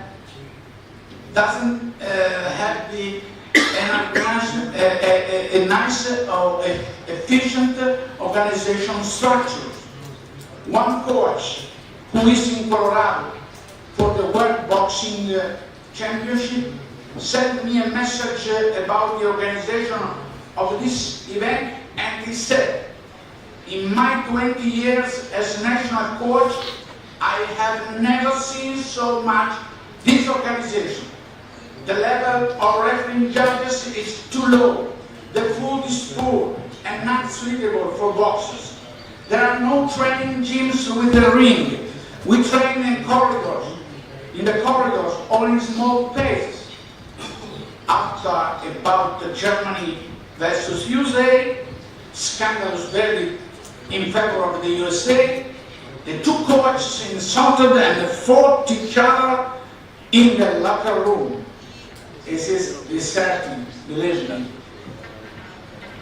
For me, in my opinion, Umar Premier is the best leader that our International Boxing Association has had in its 70-80 years of life, to grant the implementation of a managerial and organizational activity, above all, first time in favor of our boxers. Special thanks to the General Secretary Chris Roberts for his precious administrative and organizational job to promote our extraordinary and innovative boxing events. I trust, dear President Filiparos, I trust in your willingness to work together with Sumail, with Maxime and all other members of the board to find a solution that will convince the International Olympic Committee of our goodwill to achieve a result useful for the Olympic movement. Thank you for your kind attention.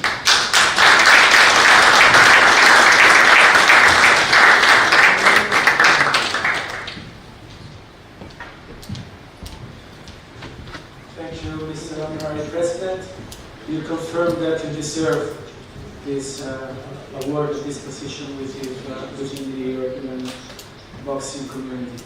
Now we start the open discussion and the round table. One moment, please.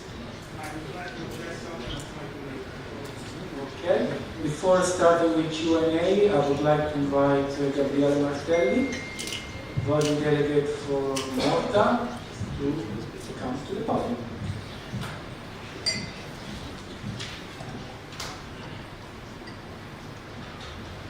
Dear colleagues, I think that now it's the moment to address some specific issues, as we are in a moment where we need to take decisions, and this is the big elephant in the room. This is one of the English saying that I learned from Chris. And it's important that someone take the, let's say, the courage to speak. Now, as for me, Montenegro is a very special country, as we managed with braveness to come with no expectation at all, and we did 2 historical medals for the country of Malta. 2 historical medals made with no money, no government financing, no sponsors, nothing.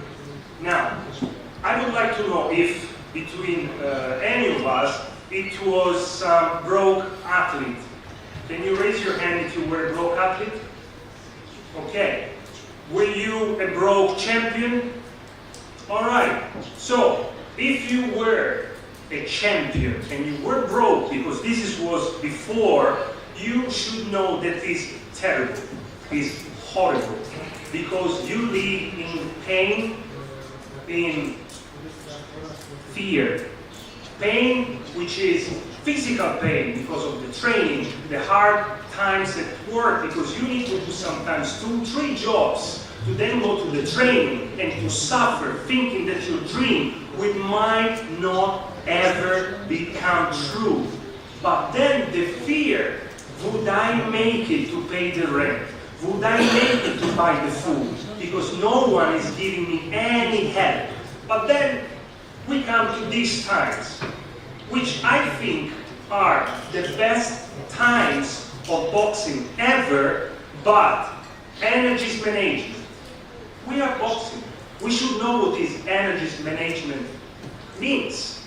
We are focusing on other things instead of enjoying fully the fact that our future, our boxers now, they can actually win and win money, and if they are good, they can buy their own house.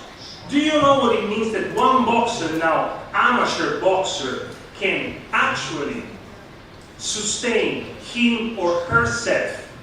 And what about the coaches also?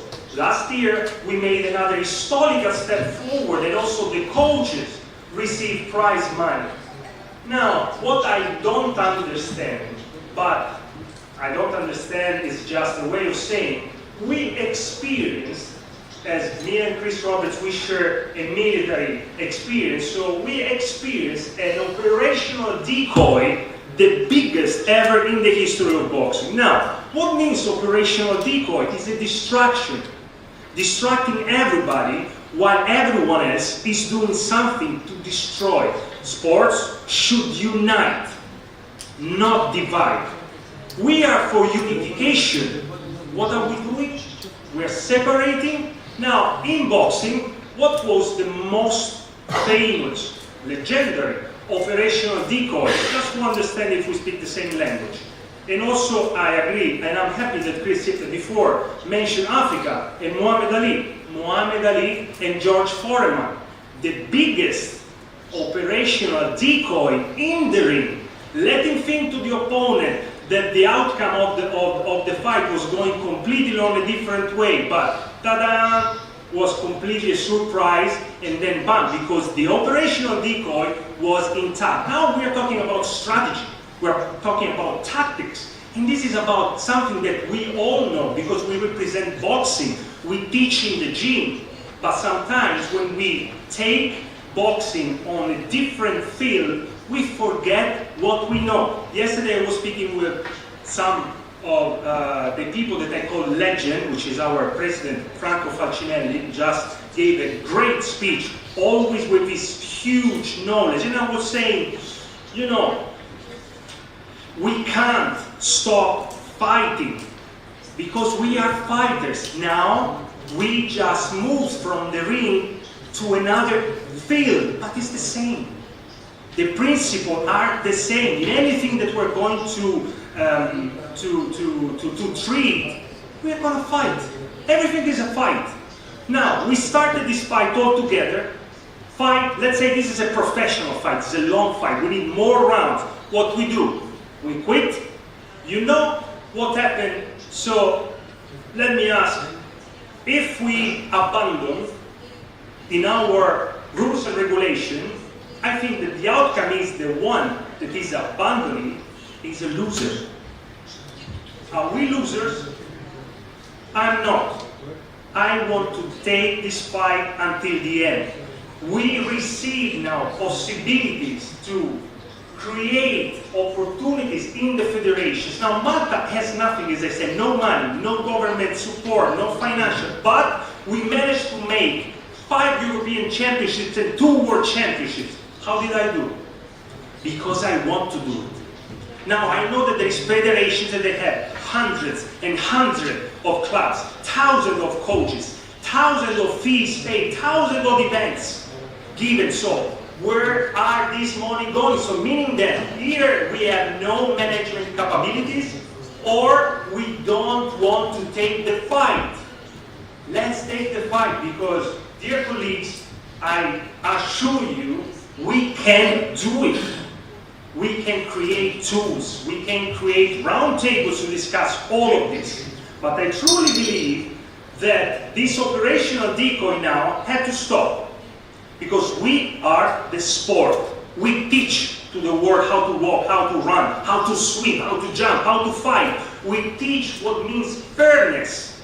We cannot just fall in a trap of propaganda that has at the top of the goal destruction.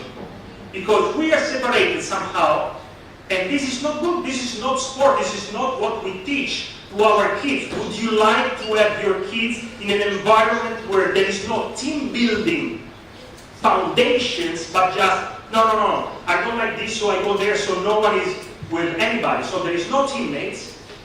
What I remember from my experience for like over many years in national team and many sports, I have teammates that are brothers to me, and I will die for them. This is precious. You can't buy this. So, dear colleagues, I hope that you will consider many aspects of the possibilities. And one thing that I truly appreciate from the presentation of IBA CEO Chris Roberts, OBE, that he didn't mention any of the things that I mentioned right now. He just looked forward to the future. He said, hey, we're doing this. We want to be part of this because this is great. This gives future. This builds something that has never been done till now. And we are going to do it. Do you want to be one of those legendary people that participate in the change? Or just you want to abandon and then what if for the rest of your life? Thank you very much. And as always, no coaches, no boxing.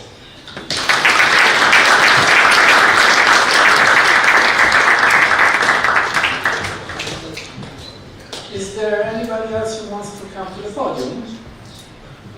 Yes, Renato, please come. Please welcome to the President of the Serbian Federation, Renato, also Director of EUBC.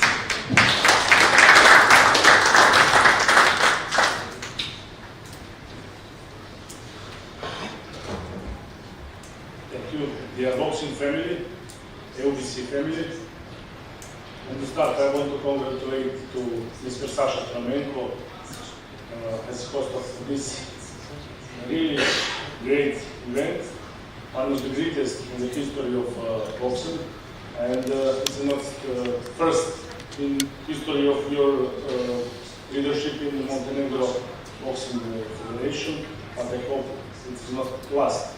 Also, I want to say I'm very happy to see honestly President Mr. Franco Falcinelli and respected people from IBA, Chris Roberts, President Ranes, Vice President Mr. Polidov, there is General Secretary Kirill Chikutev, and all of you presidents and General Secretary of National Federations of member of EUBC confederations. In this moment, boxing has been under a lot of pressure in recent years, and in recent months also under a lot of non-sporting pressures. Boxing and Olympism imply honest relations, A to A, no punches below the belt, non-profit activities, noble civilizations goals, health, recognition of people, equal opportunities for all. But in this moment we have little hard situation for us and non-sportal pressure from some people from, let's keep open, from IOC.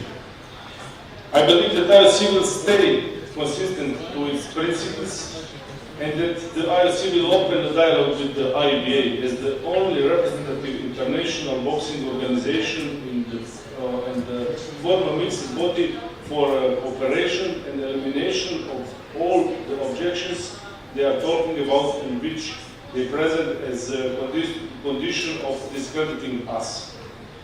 The IBA is not just a governing body, it's 200 national federations, thousands of boxing clubs, thousands of coaches, and hundreds of thousands of boxers on the world.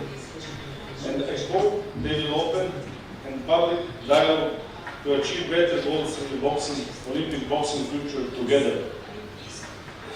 The leadership of the IBA, led by Mr. Umar Krajev, told the whole world that boxing is one of the most popular sports. Boxing competitions are held at the highest organizational, sports and production level. Boxers have the fairest judging in the boxing history, and IBA has paid off all debts, implemented all necessary reforms, and boxers can live with dignity and train for high cash prizes. In recent years, I have had informal discussion with some members of the board of directors of IFC and their administration. And I recently also received an official response from WADA, World Anti-Doping Agency, regarding anti-doping control.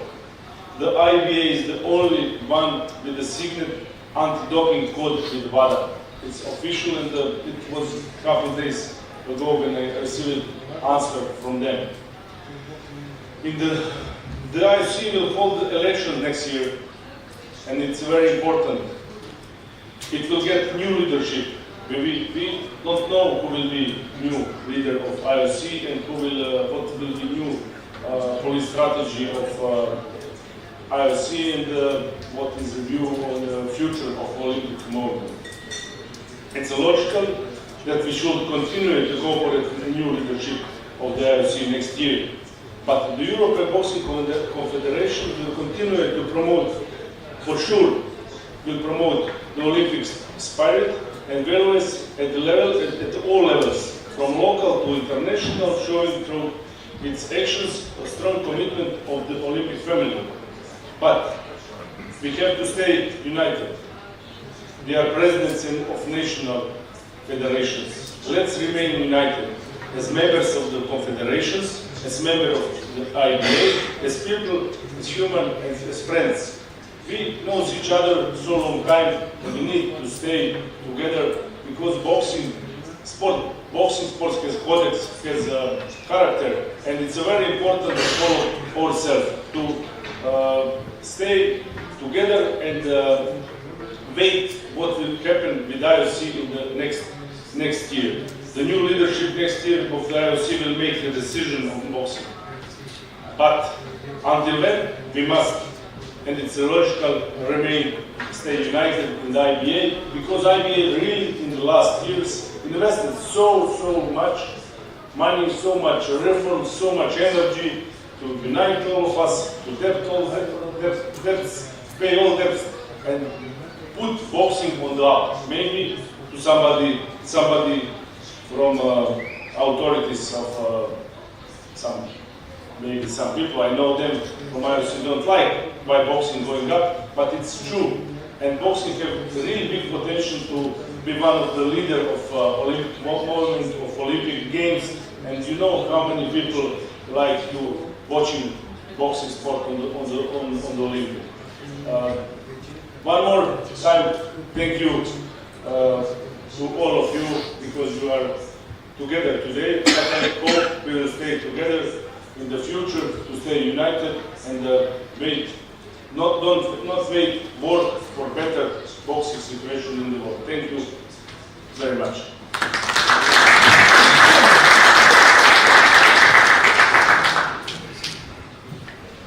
Thank you, Lena. As what we heard so far from IBA CEO and from the interventions of our distinguished delegates. Unite, unite, unite. So, with this message on the background, I open the round table and I invite delegates to raise your hand if you want to submit a question, or if you just want to express your opinion. We will go around the table, the mics will be open, we will circulate. So let's have an open discussion, a constructive discussion. And again, even if it is not a question, but you have an opinion, please do not hesitate. I would like to start with Wales. Thank you. Now, one moment for the mic, and then we will continue.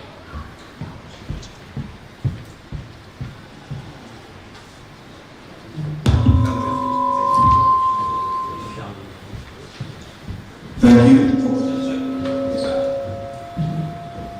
Thank you. Hello?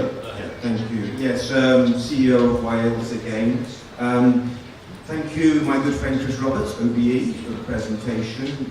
Just two questions, one for Chris and one for the EUBC. I guess, Chris, the presentation was very much focused on moving towards the professional game. There was a little bit about amateur in there.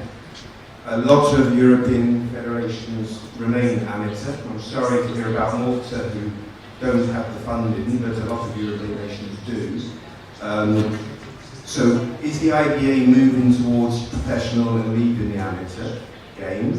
There was a lot of slides about Champions Nights and professional events. And secondly, where do we as the EUBC sit on that? It's a EUBC Congress, not an IBA Congress. How do we feel about that as the EUBC? I did see a press release in July about a discussion about a new EUBC membership. We haven't seen the progress on that. What was that about?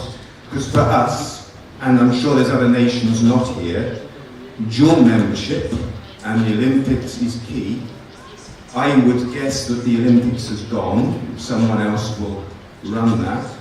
So how do we work together to have an opportunity to go to EUBC events and to non-EUBC events, which we have done recently? We have a team over in Colorado now. So do we push for dual membership from the EUBC to the IBA? That's my question to the EUBC. And my question to Chris was about how professional are we going? Thank you. Thanks, Colin. Thank you for the question. So yeah, the slide pack was heavy centric on the professional business, but IBA remain firmly within the amateur camp. As I mentioned about the World Championship opportunities next year, Of course, we are operating at the international level, highest level. So the support that we're providing through the FSP Financial Support Programme still remains with amateur boxing. So that is our core business, absolutely. I'm just demonstrating here the opportunities for national federations, and I think primarily it's about trying to create commercially the conditions. This is what we want to achieve because we understand the difficulties for national federations with the latest IOC announcement. So what does that mean financially? So we are exploring all opportunities, but of course, no, we're not stepping away from amateur boxing. That is right. That's a foregone conclusion. That's right at our core business, heart of our core business. So yes, in answer, we're still here, Colin. We're not going anywhere. Nowhere. I'll be here in May. Okay, thank you. Thank you, Chris. So I give answer to the second part of the question. Craig, please hold on your question. Please hold. Yes, I confirm that in July there was a EUBC circular about the opportunity and the feasibility study to have an independent membership policy. I confirm that this has been studied in details. To implement that, it is important to have the support, or let's say to have IDA and EUBC on the same page. Because this the EUBC membership policy, it's not something that goes against IBA. It's something that should put EUBC on another level in terms of exposures, consequently in terms of responsibility and liabilities. To do that, this is something that cannot be done. The EUBC cannot do by itself. That's important to have open dialogue with IBA on this matter. I confirm that dialogue with IBA on this matter is something to progress on this. We have a question from Ukraine.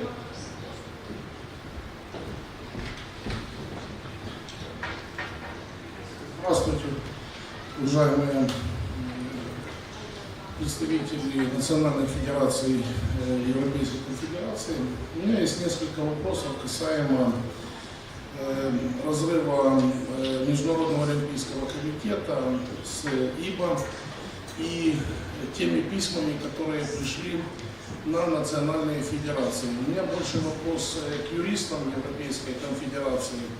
Почему? Потому что, чтобы было понятно, вот, допустим, у меня была встреча с нашим Национальным Олимпийским комитетом, и мне юристы Национального Олимпийского комитета дали понять, что касаемо, когда пришли вот эти письма с МОКа, я же задал вопрос, вот есть же, когда мировая организация, там, которая может в будущем представлять, не представлять, она должна иметь, как я понимаю, спортакорд, это 70 стран, и почему они приводят, что вот ВБ должно иметь 50, и они должны иметь ВАДу. У меня вопрос следующий, это чисто юридический. Могут ли подписать договор намерения с другой мировой ассоциацией, которая в будущем может представлять олимпийский бокс на играх, и если у нее не выполнены определенные функции? Это спортакорд, насколько мне известно, должно быть около 70 стран и там минимум 3 континента, и ВАДА. То есть как можно, у нас это звучит, эти письма звучат следующим образом.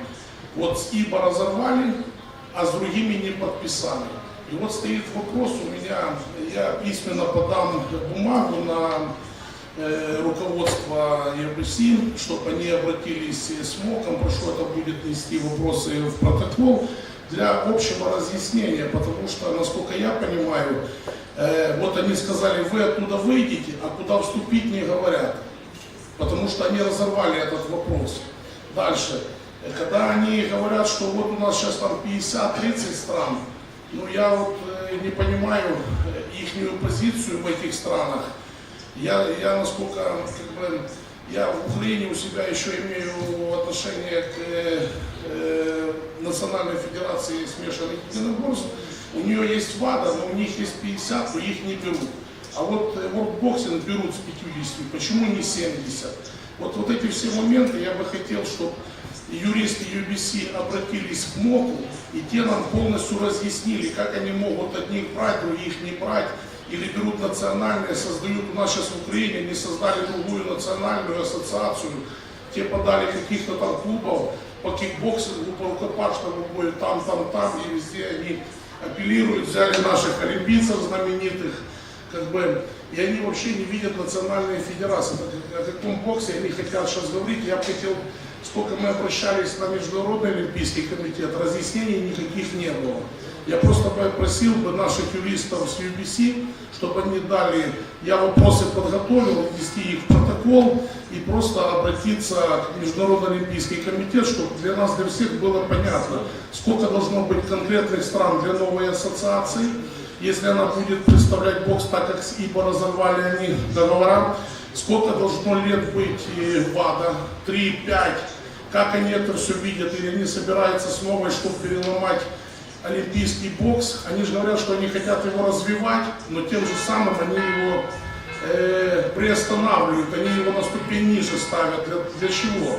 Вот эти все вопросы я подготовил, я их предоставлю и прошу от EUBC эти все вопросы послать в Международный Олимпийский комитет для разъяснения, а потом разослать по всем федерациям. Спасибо большое.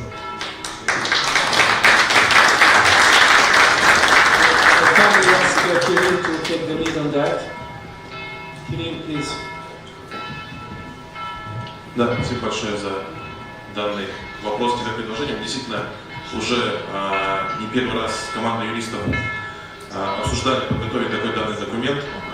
Будем очень рады получить все необходимые от вас уточнения и вопросы, которые вы хотели тоже отразить. И на самом деле хочется сказать всем национальным федерациям, что действительно такой документ от EUBC будет отправлен.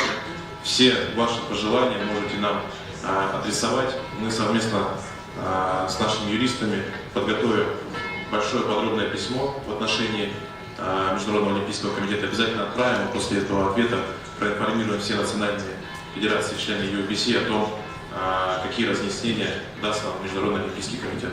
Спасибо.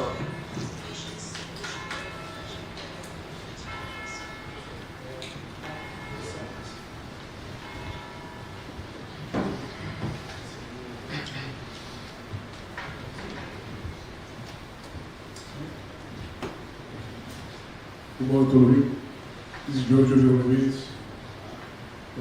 Vice President of Cyprus. I just want to comment because, okay, as a scientist and as an academic, I'm happy with the status team.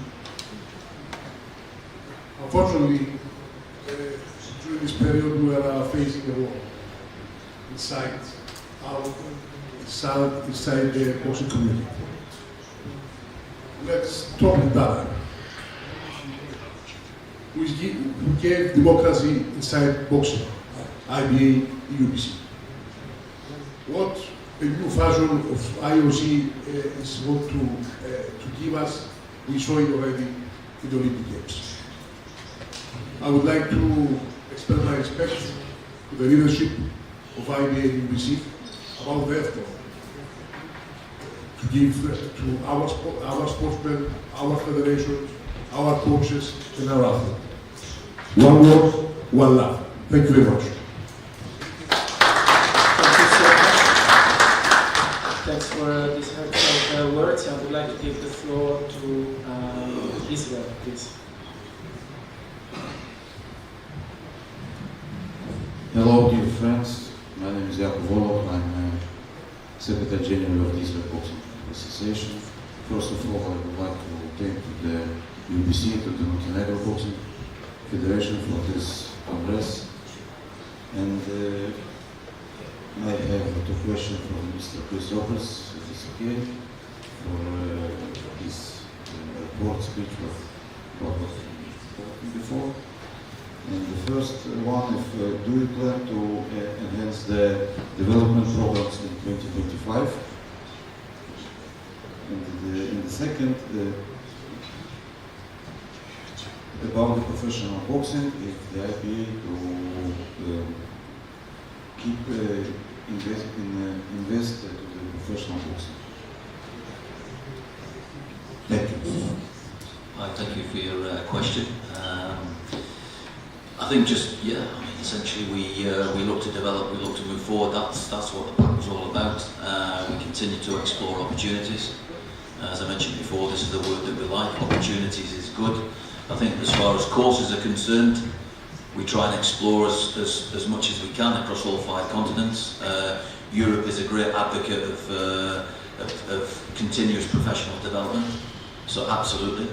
That has a tangible link to our event calendar, and we're working hard on that at the moment. So yeah, actively supporting both events and courses. And what we'd like to try and do is fold these courses into some of the events. I think it's important. And as I mentioned earlier, any federation out there that would like to host an event, then get in touch with our development department. We're all keen to keep this development going. And as I mentioned earlier about the commercial opportunities, that's what we're trying to seek, that's what we're trying to explore. We want to move from amateur, we want to move to professional, we want to take all of that moving forward together to give our boxers at the elite level this great opportunity. I think it's key for success in the future. As we talk about the young kids and wanting to be on the stage, the big stage, that's what we're providing. And but we've got to explore these key issues that we've got to try and get on top of it to bring in commercially viable options to support you. So yes, this will continue. 20 Champions Nights, World Series, it will be bigger than that, we know that for a fact. After we're having daily discussions on where we are with this business, he and I daily about what we're doing moving forward with Europe and globally with IBA. So we are actively 24/7 looking. So yeah, in answer, we're full steam ahead on it, and we'll continue on that train moving forward. Thank you very much for your question and your support. Thank you very much. Do we have other questions or opinions we would like to share with this Congress? Yes, Maxim, please. Уважаемые коллеги, я буду говорить на русском, прошу переводчика перевести на английский. Очень много было сказано и руководством EUBC, и представителями национальной федерации. Всех, конечно же, беспокоит то, что сегодня происходит ведь в нашем виде спорта, насколько сильное давление оказывается на национальной федерации всех континентов. И, наверное, каждый из нас, сидящий в этом зале, если задаст себе вопрос, поддерживал ли мы олимпийский бокс или нет, конечно, каждый ответит, что поддерживает. Если мы спросим, хотим ли мы, чтобы наши воспитанники участвовали и завоевывали медали на чемпионатах континента и мира, конечно же, мы скажем, что мы хотим этого тоже. И насколько мы здесь с вами видим, IBA сегодня открыла свои двери для всех. Мы исключили из технических правил пункт, который запрещал представителям других контактных видов спорта участвовать в соревнованиях. Сегодня любой спортсмен, который готов принять участие в соревнованиях IBA, прошел медицинское освидетельствование, он может принять участие, если его национальная федерация заявила на это соревнование. Это большой шаг вперед. Мы сегодня получили наивысочайший стандарт качества проведения соревнований, начиная от школьных соревнований и заканчивая соревнованиями элиты. Выступал Франко Франчинелли и привел пример тренера из Италии, который сегодня находится в Колорадо. И человек говорит, что за 21 год он никогда не видел такого низкого уровня проведения соревнований. Если мы уберем в сторону политику и будем говорить только о спорте, так как мы любим этот вид спорта и всю жизнь отдали на его развитие, то, конечно же, мы скажем, ребята, мы хотим, чтобы наши спортсмены выступали в лучших условиях, чтобы они боролись за медали в самой наивысочайшей конкуренции, где участвует большинство стран. Например, этот чемпионат Будвы, здесь участвует 600 боксеров, здесь участвуют 74 национальные федерации. Что может быть лучше, когда спортсмен, пройдя 5-6 поединков, завоевывает золотую медаль, насколько она ценна? Давайте говорить о том, что мы сегодня все здесь собрались для того, чтобы честно сказать, что EUBC сделала очень много для того, чтобы бокс в мире зазвучал по-новому, вышел на новый уровень, чтобы люди говорили о том, что в этой федерации думают о том, кем может стать боксер в будущем. У него есть перспектива, есть возможность стать тренером, пройти определенные этапы обучения, получить курсы, звездные тренерские MBA, стать судьей, если кто-то хочет. Есть возможность стать работником технической зоны, технические делегаты, ITO, курсы Катлана. Любое из этих направлений боксер после окончания карьеры может освоить и получить профессию и возможность заработка дальнейшего после того, как он перестал выступать. Все это, по моему мнению, сегодня не учитывается при принятии решения людьми, которые должны думать о спорте в первую очередь.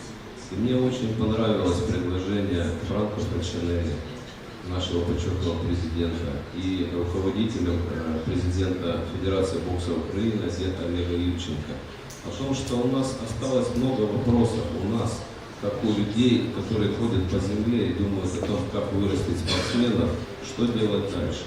Почему наши национальные федерации, которые сегодня развивают спорт и являются единственными национальными федерациями в своих странах, должны принимать для себя не те решения, которые они не хотят делать, куда-то идти, куда-то вступать, кого-то поддерживать. Дайте нам возможность просто заниматься боксом. Идти параллельно. Есть олимпийский бокс, да, мы за него. Есть мировые чемпионаты континентальные, мы тоже за них. Давайте развиваться параллельно. Давайте дадим возможность национальным федерациям быть там, где они хотят, и участвовать в тех соревнованиях, в которых у них есть возможность. А EUBC, еще раз повторяю, ни для кого не закрывает свои двери. И яркий пример этих соревнований, которые есть. У нас есть сборная Англии, Шотландии, Уэльса, они уже получили членство в другой федерации. Но EUBC ни в коем случае не говорит о том, что они должны определиться. Мы за развитие бокса, мы за развитие спортсменов. И мы за то, чтобы EUBC сегодня имела право заниматься тем видом спорта, который они называют боксом. И нам этого не запрещают, чтобы мы были свободны в своих выборах. Поэтому я тоже хотел бы попросить юристов подготовить такое обращение от нашего Конгресса, от всех представителей. Сегодня у нас здесь много, 36 национальных федераций. И обратиться в МОК для того, чтобы дать всем им, что мы за развитие и за движение вперед. И мы не против олимпийского бокса, мы за него. Дайте нам возможность этим заниматься. Спасибо.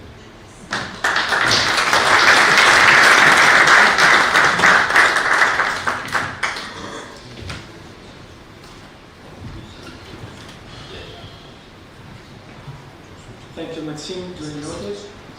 Do we have other questions or opinions that you would like to share? Okay, then we can continue. So, in summary, this roundtable gave the opportunity to all delegates to express their opinion. And as I can see, there is an unanimous voice that national federations and the EUBC remains united and will remain a proud supporter of IBA. Therefore, I would say that this is a way that the EUBC will continue to operate. This afternoon, the EUBC Board of Directors will meet after lunch, and it's going to be a follow-up from this meeting. And I would say on this side, On the side of the room, I would say there's going to be an increased commitment from the board of directors meeting to increase communication and trying to get more synergies and interactions with the national federations. The level of transparency is consistently high. As I said this morning during the course of the President's report, so there is no discussions whatsoever about transparency. Everything is published online. I think that there should be more engagement from the ability to be more in touch with the national federations, to touch base. This comes with problems, or let's say, with issues of organizations, resources, and budget. But this is something that will necessarily be discussed this afternoon. Before closing today's Congress, I would like to give the floor to the Vice President of the EUBC, if you'd like to share something with us, and to the President of the EUBC for the closing remarks. There's no vote, there's nothing to... This is not a strategy. It's not a strategy. So I give the floor to the President for closing remarks.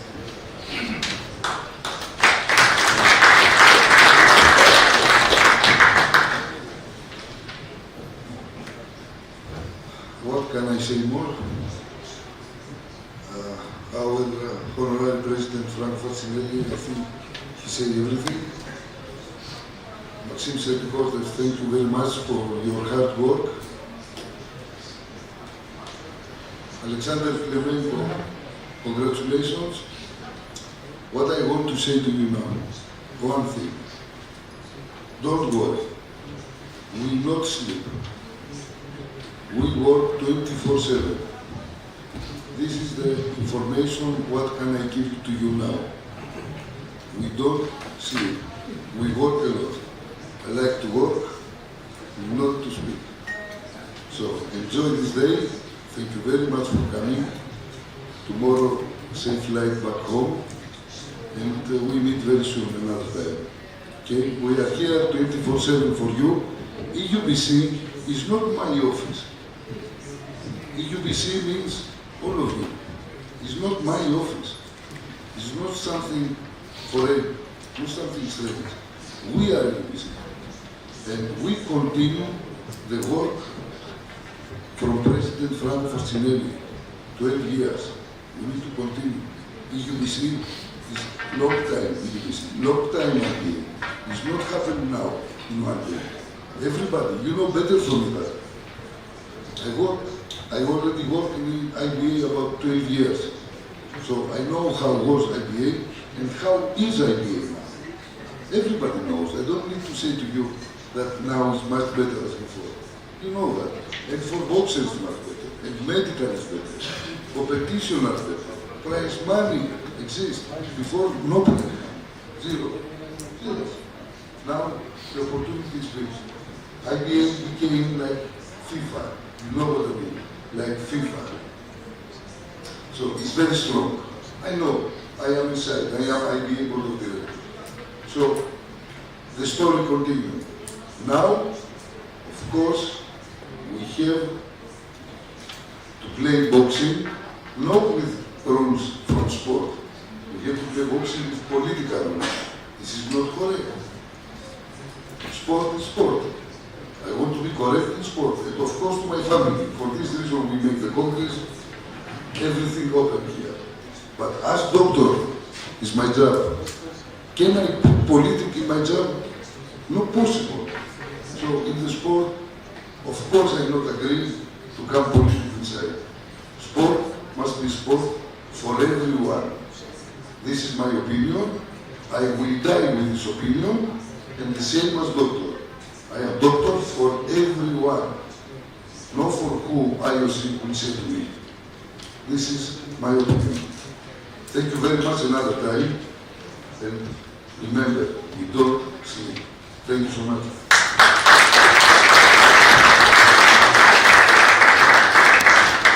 Before announcing the closing, been asked to make a sort of formal voting of support on the IBA vision for 2025 and onwards. You have the voting cards on the table. By the way, don't take your voting cards at home at the end of Congress, because we're going to use them also in the future. Just leave them on the table when we finish it. So I'm going to ask to raise your voting card. Yes, the green card, yes, we support the IBA's vision on 2025 and beyond. Red, if you are against this support. One moment, I need to have the green light from the scrutineers. So please raise your voting cards.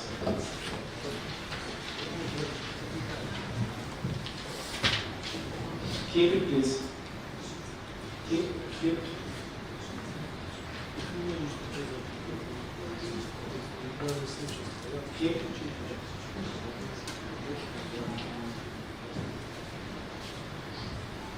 Few more seconds.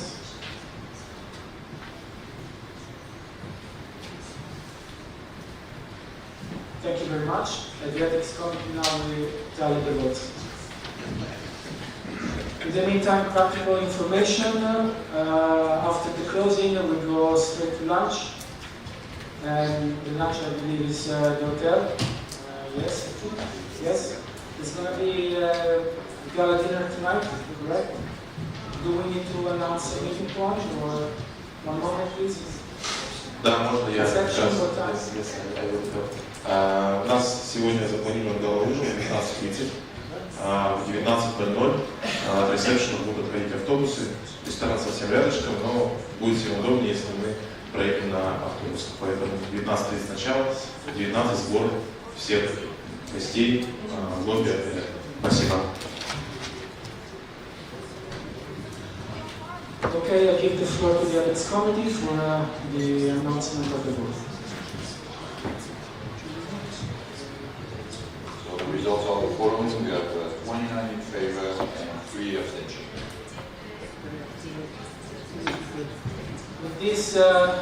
With this vote, I officially close EUBC Congress 2024, Ordinary Congress 2024. Thank you very much for your time, patience, understanding. Again, it has been an honor and privilege for me to conduct this meeting today. I hope you are going to leave the room with a sense of satisfaction, seeing all the efforts that the entire EUBC team is doing to deliver Congress meetings, not just the EUBC championships. We as EUBC will do our best to interface and interact more with national federations. That's why we're going to have a Board of Directors meeting this afternoon. And I look forward to seeing all of you at the next Congress meeting. Thank you very much once again, and we'll see you soon. See you next time. Thank you.